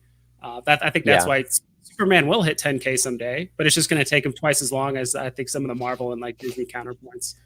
Yeah, and also I want to get to chat after this, but Superman has 8,888 editions. So like compare it to like Todd with 7,500 editions. Todd was easier to stack back in the day because you could buy them off a primary market for like 3 months. So like some people have a lot of Todds, and then even after that, like you might have to pay double floor price to get a Todd at first, and then eventually you pay like 300, and then he worked his way up.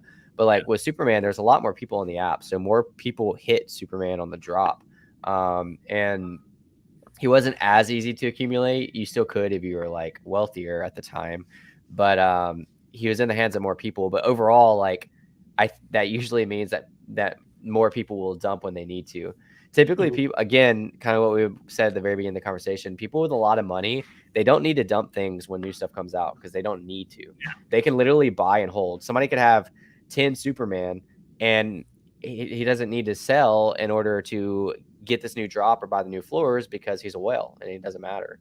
So I don't know. That's just another perspective of mine as far as Superman goes, because like I still think he needs more accumulation into the right hands, whether that be whales. One of the good things about whales is that they can choose to hold, or they can choose to dump everything at once, or just people who genuinely want to hold him for a long period of time.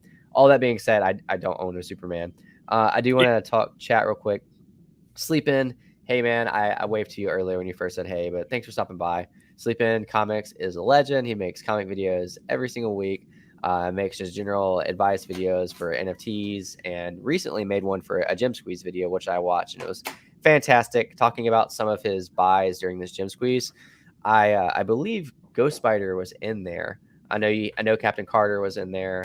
But yeah, shout out to Sleeping Comics. What else do we have in chat?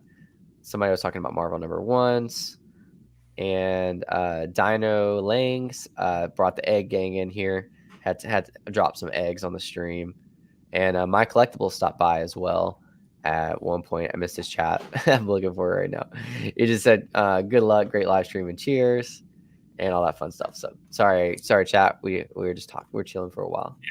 One thing, and I'm not like a huge comic person. Like I kind of outsource that information or try to get that information from someone like Sleep in Comics or my collectibles. Like those guys are infinitely more knowledgeable about comics than I am. But even then, I've noticed that a lot of all of the number ones, ASM number one, Marvel Comics number one, like a lot of the ultra rares and secret rares actually held their value like very well during this gem squeeze, surprisingly as well. So it wasn't just golden moments, but it was also the comics as well. So it seems like, and as things are kind of consolidating, you'll notice too that like the amount of sales of these NFTs are actually kind of like plateauing or going down, at least for some like the more high end stuff. Like even if you look at Steamboat Willie, people are just massively selling it off, but like the price is going down, but like the amount of listings aren't like completely skyrocketing either. Like Steamboat Willie, like if I think it's under Disney or like I can pull it up if you want to. Yeah, I think if you just type in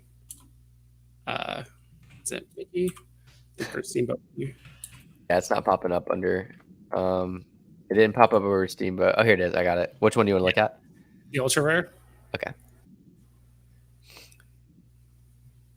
I'm on it. Yeah, so if you're looking like down into like the bottom right where like the listings are, so like it did see like a huge spike, but it's already going down. Sorry, like this on the is not. Chart. Yeah, this is sorry. Oh, I was like, man, these prices are way off. So you can already see like the listings are already like on the bottom right where like that blue line. I mostly look at the blue line than like actually the purple line or the pink line than anything, because I'm looking at like the listings, right? So like people are trying to sell it off, but like the listings are almost getting back down to like its all-time low. They're on the bottom right. So like I don't know what the listings are on your chart, but it's like what I see. It doesn't. Like, it's at 288. 288. And so what was its all-time low? Do you see like that little bottom of the blue? Its all-time low was 255. Yeah, so it's almost at its all-time low. So what that kind of tells me is like whenever I'm seeing like the purple or like the pink like go down, but I'm seeing like the blue staying like relatively level, that just tells me people are just undercutting harder, and those gaps between like where it was and like where it is now is just getting bigger. So like I think last I checked, I mean this was probably like a day or two ago, but like Steamboat Willie was only like 20 listings away from getting back to 8K, like which isn't that many like in the great things. And where it's at its price now and where it's at its price now, like you can get back up there pretty quickly, especially since it's at like 5K or wherever it is at right. Dude, I got roasted. So I'm pretty sure, I don't know if this exact sell is mine, but right here, I sold my floor price ultra rare that hit on drop at like 6,000 around that exact price. And I was so proud of it because right after I sold it, the floor dropped to 4K, and I could have bought back at any time. And similar with you and Walt, I ended up just using it as leverage to get other stuff that I wanted. But then it jumped to like 10K, and I was like, well, dang. I mean, it didn't really matter because I got a lot that I wanted, like, so like I really hit some goals. And I think next bull run, like we just had a couple weeks ago, like if we get another one of those after all these announcements and stuff, I think I'll be sitting pretty nice. But the fact that it retraced all the way back down to 5K again, which is lower than I first sold it, that I expected a gem squeeze and I expected it not to be like completely resistant, but that surprised me. I mean, that's a big retrace from an all-time high. Yeah. But the main thing I'm looking at is that like even though it's the price is low, like those listings are still pretty darn low. And like even though the gem squeezes, the removal of like, I mean, it never had a tag. Like so I held my knowing full well that it probably wasn't going to get a tag. The listings are still lower. Like you'll notice that like month over month, the listings are just going down and down. Right now it's at 288. Then give it another couple of weeks, now it's at 250. A couple more weeks, now it's at 220. Then it's less than this, less. And then as there's less listings, the price will go up eventually. But yeah, I remember I won Steamboat Willie Ultra Rare on the drop too, and I was visiting family, and I remember telling my brother, who's also on Veve, dozens of times, like, gosh, I just sell this because I really wanted a Todd, because at the time, like Todd was like 3.7, I think, like maybe 4K, and I was like, should I sell my Steamboat Willie? Like I could basically 1 for 1, and I'm like, no, I'm just gonna hold it. Then of course Todd flies up, and then luckily Steamboat Willie kind of caught up, and not all the way to Todd, but. yeah, but that was an awesome time to sell. I don't know how you managed to do it, but sometimes you just manage to sell like really good NFTs at their peak. Yeah, I get really lucky. That's how I do it. Yeah. No, I mean, I've definitely made mistakes. I sold, I mean, obviously, I sold an Elsa for 1.2 right before her run up to like almost 4K. And you know, that one hurt, but I have to be okay with it because like, you know, I've also timed really good ones as well, you know, and that's just part of it. You know, you can't sell everything at the peak, you know, you just got to be okay with taking profits, you know, knowing that you could have made a lot more, but you know, then what do you do with those other gems? Yeah, Dino, Sorry, thank you for the shout out. You said smash like hundreds of watchers or 100 plus watchers and 27 likes. Appreciate that. Yeah, be sure to like the video and you know, if you like this type of content, subscribe to the channel. Also subscribe to Veve Vibes for being here so last minute and crushing it on live, and all these other YouTubers that are in the chat right now as well. Yeah, all just hanging out. And I think one of my strategies might change a bit, where it's like, it's going to be patient. It's going to really test my will, but it's like I might just start playing gem squeezes, because like trying to make plays between gem squeezes is like kind of hard, and that's how you manage to sell stuff and it runs up. Or if you buy something, it starts running down. You know, it's like you just saw right now. It's like Goofy. Like there was a few for sale like below like 2,500, and even right now, like you can still buy NFTs for really good prices. And we've already seen like Veve, I mean, I think the first month and a half of this year has been relatively slow when it comes to releases. Like I think Golden Moments is probably like the first really significant one we've had. But if they're planning on accelerating more drops and coming up with some more heavy hitters, like even Marvel's coming out with a lot of shows and movies and stuff like that in the near future, so like we could get more NFTs related to those characters and like shows and movies. That it's if you're patient enough, maybe you just only buy when there's the gem squeeze. You just buy it and then just wait a couple weeks and then just sell it at the top. And just, if you're, like I said, it's going to test your will to maybe wait for that next gem squeeze to buy again. But then again, you might have things like R2D2 or other golden moments that just might run up super high and like, yeah, next gem squeeze, but it's still way higher than it was before. So, it also, rewinding to the listings. Mm-hmm. This is probably when it went from 456 down to 319. You think that's from? Yeah, it has to be from the auto delist. You know how like after a month it auto Mm-hmm. delist. You think that's what happened? Why it went from here to there? Part of the delisting, but you can also see too, like the prices going up too, right? People were talking about Steamboat Willie being a grail like a full like week or two before that whole like run up happened. I remember like NFT Pirates talked about it, and there was a couple other content creators. I'm not saying they're the reason why for the run up, but I would say they're part of the catalyst. Yes, but like, and this from trading, but typically price goes in the opposite direction of the amount of listing. So as you see the blue cross the pink, you'll see the blue go down and the total listings typically be lower and the price go higher. So like that's where you kind of see that cross. So I'm wondering if like the auto delist happened and people are like, oh shoot, instead of there being 517 on the market, now there's 300. There's half supply. So this is kind of like where the FOMO happens, and you realize like the scarcity of the situation. Mm-hmm. Which is, by the way, like going back to like me selling at 6,250. I watch those floors every single day to see volume and to see true volume, and then I watch the amount of listings, and I noticed that the amount of listings was going up even though the floor price was going up, and I noticed the same people around floor every day. So really what that told me was that we were kind of at that time, obviously not now, but we were kind of seeing some false floors. People were relisting for higher instead of people buying those floors and then holding them. And that was kind of my decision to sell when I did sell.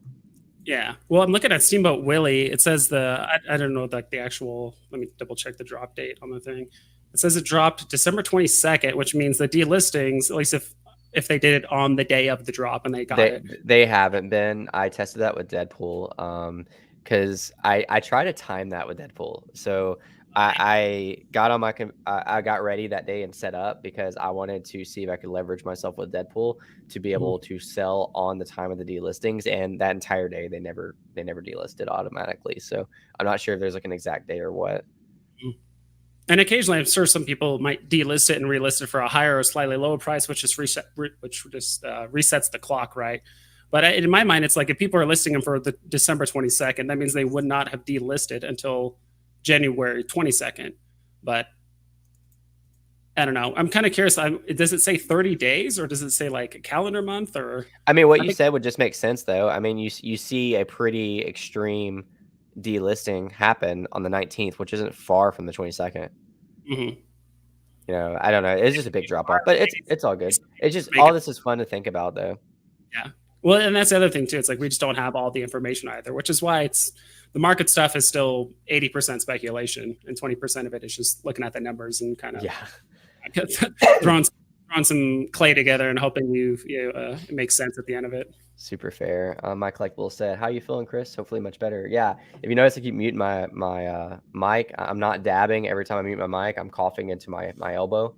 I still got a cough, but I'm not running fever, so I'm thankful for that, and I'm feeling significantly better than I was over the weekend. So thanks for asking. Watched a bunch of shows.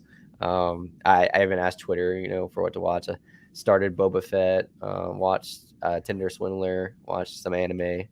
It was a good weekend on the couch with fever, just watching TV. Brendan said he just sold a number 42 Cersei for 1K, so I can buy a Donald. Oh, Cersei was on Sleeping Comics Collectibles. I thought that was a pretty interesting one. So like Cersei is the pretty much the main character of what's it called? It's slipping my mind. Eternals, which most people didn't like. I thought it was okay. I mean, it had a really slow start. Like the first hour and a half was slow because you're having to get a background on like 9 different characters that you were probably not familiar with unless you're really into the MCU. And then after that, it kind of picks up. But that was okay. So, if Eternals 2 is successful and, Cersei, I don't want to give any spoilers, but like there's some big characters that play into that, like characters that Cersei's involved with. I think Cersei could be a potential bigger character in the MCU in the upcoming years and more popularity. But yeah, I mean, I still think it's a fun trade-off. Yeah, I think that was a good move to sell it, and then with that 1K, you bought a Donald card, which I still think is. I do think, given enough time, I know like the word undervalued is a very arbitrary term. People are like, this is undervalued. It's like, well, compared to like what time frame are we talking? If we're talking 6 years from now, then technically, yes, every single NFT on the platform is undervalued. It's just, I think given enough time, every NFT where they are right now is going to be profitable. It's just a matter of not if, it's just when and how much things are going to be profitable. I wasn't going to spoil it, but Vivian3 said, here, I'll spoil it for you. So Kit Harington will be a Black Knight from Eternals. Black Knight is epic, cheap comic FA right now. But yeah, that's exactly what I was talking about as far as the Eternals movie goes. Which like I didn't know immediately, but I had to go like look up what that end scene meant, and it was pretty cool because it played into the MCU. Which, by the way, like I've always been a Marvel fan in the sense of like a new Marvel movie comes out, I'm gonna watch it. But Veve has like made me a deeper Marvel fan. Like as far as that goes, like I never knew the depths of the connections of characters, other than like the obvious like Avengers, and I never knew like the not as well-known characters like Black Knight, what's his role in the MCU? What was the significance of that end scene that we saw, and all that. So like, it's pretty cool that Veve kind of like ignited that in me to like be even a bigger Marvel fan. I just hope that Veve/Marvel doesn't get too caught up just constantly making releases about new stuff. And like, we don't get some of the kind of classic characters. Like I know me and including tons of other people are still waiting for like a Wolverine or a classic X-Men look, or a lot of the more classic like Marvel characters that we're all waiting for, Hulk and Thor and all that kind of stuff. We're still waiting for them. But I think right now, obviously, it makes sense. Disney and Marvel, they're trying to promote their newest stuff, trying to get that on Veve for the most part. And then maybe once that's kind of cooled down, maybe they'll kind of give us some more of the classic stuff from like the 90s and 80s and all that. So I think I had a dream that they released Hulk as a FA Marvel Mighty, and I got upset. I'm pretty sure I had a dream about that. Massive forearms, like a huge head, like big old bobblehead. What'd you do? He has awkwardly just tiny feet, but like huge everything. Yeah, Hulk's not going to work as a Mighty, man. I hope they save him from that fate. Yeah, but like Wolverine and all that. But I do think Marvel, I think they have a plan. Like I think that's kind of leads into gamification. Like, hey, here's the FA version of everything. If you buy it, hey, by the way, you can play this game. while you own the FA version of this. And plus that look, that kind of cartoony look is a, it's an evergreen look whenever it comes to gaming. If you look at like Fortnite and Team Fortress 2 and Roblox, like all that stuff that's kind of like low res or just like, it doesn't look quote unquote great, but it just ages really well given enough time. So yeah, for sure. And that's what I've argued for a while too, is that if we get gamification on those characters, it makes sense to have them as first appearances because people are going to be wanting the first appearances. And you take renting into account, like the only way to, not the only way to play this game, but like if you want to play this game as the first ever whatever character and you can't afford to buy it off the market, you can rent it for somebody for 1 or 2 gems. It would kind of be a no-brainer at that point. Like it would be fun. So it makes sense to me that Veve is playing the long game on that. I hope they're playing the long game. Like it's nothing but speculation right now, but it's really exciting to think about. Like what if Veve is already thinking about the gamification of Marvel Almighties in the Veverse, and that's why they're doing the first appearances. And it could just be something completely irrelevant. It could be like they had a deal with the Marvel Mighty into things of I don't know, and this is what they agreed to. Mm-hmm. Yeah, and we have no idea what they're talking about or negotiating like behind closed doors. So we have no idea, but it does seem like a lot of it hinges on the Veveverse, which is why I've been, for the most part, initially I was kind of shying away from NFTs that kind of relied on the Veveverse to give it as like a catalyst. So like some of the Marvel Mighties, the hoverboards, the vehicles, things like that. I was kind of like, I'm kind of avoid those because those just aren't doing much until like Veve basically says, hey, Veveverse is coming out with some minor gamification. Be ready. Then those are going to skyrocket. So Orange Bag Lady, hello. Yeah, what's up, Orange Bag Lady? How you doing? OBL hosts a space once a week. Chewing Tuesday. Oh, why did I forget the date? It's Tuesdays or Thursdays. I think it's Tuesdays. But she has a Twitter space chatting Tuesdays. Every week, just to be able to hang out and have fun. And I love it because it's so positive. Like it's such like good vibes, in there. Like there's a lot of like stress that happens, I feel like, in the space of like, oh God, my collectibles are going down. Are they ever going to come back up? I put a lot of money into this, or I did make a lot of money and now I reinvested it, or blah, blah, blah. But it's nice just to have people talk about their enjoyment of the community and of the culture and of the space as a whole. It's like a refresh button for me. It's so much fun, to talk about market analysis and to talk about finances and potentially some of these things and being passive income or lead to generational wealth. But just to be in the moment and just to enjoy what we have is just such a nice like refresh button for me. Mm-hmm. I agree. Even in my streams, occasionally I'm like, I kind of just want to just sit and chill and not crunch a bunch of numbers. And hey, this new golden moment's coming out. Should I sell my 40 Spider-Mans to afford the new drop that's happening? I'm just like, it does get tiring after a while when you do that much number crunching and trying to predict the future and what's happening now. What's the way to make the most gems? But we kind of just forget the community aspect and just slowing down and like, dude, we have an amazing opportunity here. And I'm glad I could help out other people, kind of make them feel more comfortable in their decisions, like purchasing decisions on Veve. But yeah, like we're still, at the grand scheme of things, we're still very, very early. And so we should enjoy it while we can. Brendan said, I'm going to be driving a clown car 1 to 6. He's talking about the DeLorean. That's funny. Yeah, I can see that. And that's the other thing too. Did you see my Super Bowl listing last night? Me? No, I didn't see that. Some people probably think this is dirty. I don't know. I was on the fence about it, but I did it anyways. So I have a bootleg Goodman. I have a 9885 DeLorean. So it looks like 1985, but it's like 9885. And I listed it for 1985. And I was like, hope none of you guys are drunk from watching the Super Bowl. And I listed it. It didn't sell. I would have kind of felt bad if it sold, but at the same time, I'd be like, whatever. Like, it's just funny because like, if you first glance, like if you probably like try to buy it real quick, it probably looks like 1985, but it's like a bootleg version. You got to be careful on the app when you're intoxicated, because I one of my friends, I got him introduced to this 3-4 months ago or something like that, kind of around the time I started, but it was probably like a month or two after. And he just like randomly bought a Captain America. He likes some of the stuff and some of the comics.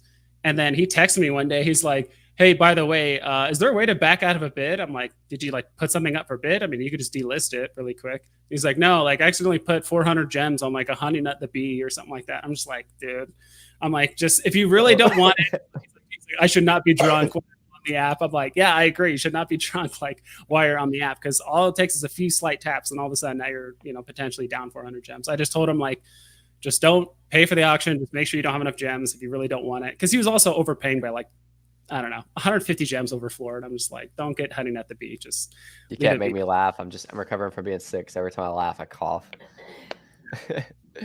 That's hilarious. I've been tipsy before, and I'm like on the market. I actually have the exact opposite problem, because I'm just like, I'm thinking too hard about not really messing up that I end up hesitating, and then come to find out it would have been a really good deal. Like, I remember one time I was refreshing, and I saw like an at floor. I don't remember what variant of Captain America it was, but it was number 45 at floor. And I was like, I'm not seeing this right. Like, I hesitated. I'm like, there's no way that's floor. So I went to go check floor. And by the time I actually tried to buy it, it was, it sold like pretty quickly. But, stuff like that happens. And I'm just like, well, dang, I hesitated too much to try not to make a mistake. Somebody asked about my name. Yo, MD, what's up? MD actually won my first ever giveaway. That was a long time ago when I hit 500 subscribers. And it was much harder to hit 500 subscribers back then on Veve, because there wasn't nearly as many users. He says, your second name, actually, so it's Verswivelt. That's how we say it. Some people say Verswivelt. Do you have a German relatives? Because his German means desperate. It's written a bit different and has exact same pronunciation. So my dad is actually Sicilian.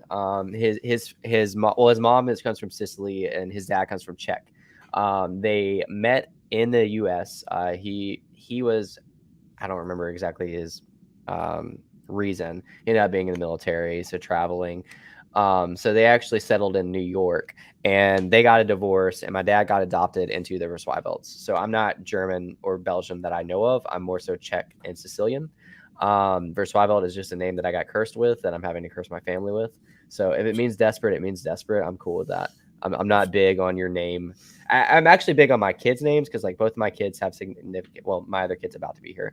They have significant names, but I don't believe that's like your destiny. It's just not my thing. It's just and I actually thought about doing, and I might even change it in the future. Instead of doing my actual name like Chris Verswivelt, just doing like Chris Veve, because like I have that VE as the start of my name. But I also don't want to like limit my channel if I ever make other videos on other crypto or NFT projects, to just Veve. So because I'm in both spaces. But yeah, there's a little backstory on that. Sorry, James. I know that was not relevant to the conversation. That was interesting stuff. You didn't come off as too desperate. Don't worry. Don't drink in Veve. Yeah, it's a dangerous combo. That is a dangerous combination. I still need to try that Chris trademarked coffee. So I actually roasted coffee for like 3 different people last week that sent me comics. I got like a Strange Academy comic. I got my Captain America was at 117, and somebody sent me a rare comic last week, which had like a 95 floor, and they're just like, send me coffee, keep the tip. I was like, heck yeah. So I sent them like 3 pounds of coffee. I was going to send more, but they said keep the tip. So by the time like shipping and everything.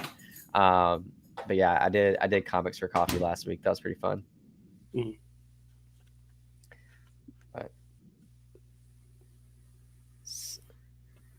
yeah, fun stuff, man. Fun stuff. Is there I know you said you were eventually going to be sending coffee like internationally and stuff, right? Or is it still just like... Yeah, so I do US right now, but I just signed a thing with FedEx to get discounts on like national and international shipping. I just need to see exactly how much international shipping is, because like I feel like most people just aren't going to want to pay it, which I understand. Like, why would you want to pay if it cost you $40 to ship one single pound of coffee? Unless you're buying a larger quantity. I just don't see it being worth it to people. that want coffee, you know, internationally. Like, so yeah, I want to give people the value of what they're paying. So it just, if it ends up not equaling the value, then I just don't see the point of it. Yeah, I used to do sales for a shipping company way back when. I did it for like a year and a half. We were like an authorized reseller of UPS, and so my job was to basically go door to door around like the greater San Francisco Bay Area in a suit and tie in like the middle of summer, Nice. just time of the year, and knocking on people's doors like, "Hey, do you have FedEx?" And I would try to switch them over to UPS and like help them with their rates and all that kind of stuff. But yeah, I know some businesses, if they do anything internationally, they might have like a minimum order that you have to fulfill. Like, hey, like in order to send it internationally, like you have to buy this much, or it's not worth it for you or me to do it. So it's like, this is probably the minimum you need to buy to do it internationally, and stuff like that. And I know some of them do thing with like USPS, which, you know, the tracking is terrible and all that stuff. It's inexpensive, but it takes time, and the tracking is terrible. So it's, you know, didn't think I'd come on here and start trash talking transportation for services. You know, hey, I mean, I didn't know that was your exact sales position, so I'll have to hit you up after stream for that. Man, we've been going at it for a while. We can wrap up and start getting prepared for the drop. Is there any final thoughts that you want to say, or you know, one last shout out to your channel, Veve Vibes, 1.77K subs already. Only been here for a couple months. So you've really been crushing it. Yeah. Mostly it was just like, I don't know, Veve has just been really life-changing for me. I'm really glad like my friend and my brother like got me into it. Like I was just kind of in between jobs, like just finding something to do, but I have all this experience and knowledge with, you know, the markets and just sales and training and all that kind of stuff. So I was like, I'm going to give this a shot. So I went for it. You know, I kind of told the story about like the whole Walt thing and all that stuff. And so I just really wanted to go all in and just try to like get people, because I noticed that a lot of the content creators were just talking about like very high end stuff and old school stories, which is great. Like those are great things to listen to, but like no one's actually like digging through the dirt of trying to understand the market, do flipping, what are good investments for short, mid, and like long term and all that. And even now, it's like the market's changed quite a bit. Like my opinion on it's changed since I met you, since what's happened in the last couple of weeks. And so, yeah, like a lot of stuff has changed. And even watching your channel and just the Veve community in general is just great. And I don't think anyone is better than anyone else. We just have different strengths that we fulfill. And you know, you need that guy that doesn't talk about the market, but just speculates. Like you need that person to like keep you hyped about Veve and eComi and like what's going to come and all that stuff. So it's like, I don't think anyone has any more value over the other, just different strengths when it comes to talking about just Veve and kind of eComi. Yeah, man, I couldn't agree more. Like, it's like sometimes people on Twitter try to push me to badmouth other creators. Yeah, and like, if something like is like very ethical dilemma, then like, yeah, I'll probably speak on it. But like, if you're trying to get me to badmouth a creator because they made a clickbait thumbnail, like I'm not going to do it. Like I think that everyone has their place in the community, and just because like you don't particularly like their style or the things that they've done, like I'm not going to talk bad about. Yeah. You know, I don't know. Like it's a very uncomfortable situation because like it's not my style, but like what that creator probably didn't build the community, but they've definitely contributed. And I'm not talking about like a certain creator right now, by the way. Just in general, like any creator who's out there putting out content for Veve is giving Veve free advertisement right now, because Veve is not paying anybody. They sent some people like, well, they're not paying anybody as far as the creators that you see. Like they have a marketing firm, or they have a marketing side of them, which I think they've paid like particular creators, but not anybody you see in the Veve community. They've sent them like merch, you know, and a lamp or whatever. But like ultimately, people are putting their time out there to promote the company, and obviously, like they want to do well for themselves. They want to get more subscribers and boost their channels and put their name out there, which is okay. I mean, like that's okay. That's part of growing anything. But like, yeah, I mean, overall, like I don't like sending like. I don't even favorite stuff that is like, you know, trying to talk down other creators, because like that's just not my thing. Yeah, exactly. And someone, because I actually made a tier list video, and I meant to link it up on Twitter sometime, but I made like a tier list video of like the golden moments, and other people could use the link to like list the golden moments. Someone's like, "Oh, can you do one of like the Veve content creators?" Terrible idea. Like, hey, why am I B tier and he's A tier and he's S? Good luck with that. Terrible. And they're like, well, why don't you rank them by their strengths? And I'm like, I don't even want to put people into boxes. You know, it's like you're not crypto Chris. You're not like the VV guy or the market guy. It's like, I think all of us are infinitely more well-rounded than we kind of come off to be, even though I labeled, some like Sleeping Comics, it's in his name, Sleeping Comics, but he probably knows a lot about the collectible side. Like his most recent video, he talked a lot about the collectibles. He don't just talk comics. He talks about other stuff too. And he's more, I really need to step up like my game of like watching all like the Marvel movies and like shows that are like more up to date, because that's what's gonna affect the future drops. Like even VV3 mentioned like just the announcement of like the Illuminati. I think that's part of the reason why actually the Fantastic Four, Mr. Fantastic actually went up in price like a little bit more than like even the Thing and some of the other ones as well, because he's part of that like Illuminati group. So it's like kind of being up to date with like the modern stuff that's happening with like Disney, DC, Marvel. Like that's pretty important. So rate everyone on looks only. Jillian says that sounds even a worse idea, but it's like I'd rather I said like, you made me laugh so hard my webcam cut off. Yeah, it happens. That's funny. Yeah, but no, that's I know we need to get going. I mean, the drop's gonna happen in 15 minutes. Like I still need to like shower and eat and do all that stuff. So I appreciate you having me on, man. You've been doing some like great stuff in the community. I've always loved talking with you, whether on or off stream, about this kind of stuff. So I'm always excited to have you on my stream or vice versa, jump on yours whenever you want. So absolutely, man. Thank you for your time. Thank you for being thank you for jumping in the last minute. Chat, thank you so much for showing up. Whether you lurked or whether you commented or whether you liked or whatever, thank you for whatever you contributed of being present. You're appreciated. You're part of the reason of the community, part of the reason that we want to push to do this, to go on live and hang out and publicly talk about this stuff. So thank every one of you for being here. Good luck on the drop today. My one word to you is, sadly, not everybody's going to get it. It's try to play that secondary if you can. And if you can't, try to find other deals in the market. It's going to be a bloodbath. And I hope you hit it. I really do. I hope I hit it, but I don't know. I mean, there's a lot of users. Yeah, we'll see how it goes. But anyways, thank you guys so much. James, thank you. Go sub to James. Like this video, and we'll catch you guys next time. All right, see ya.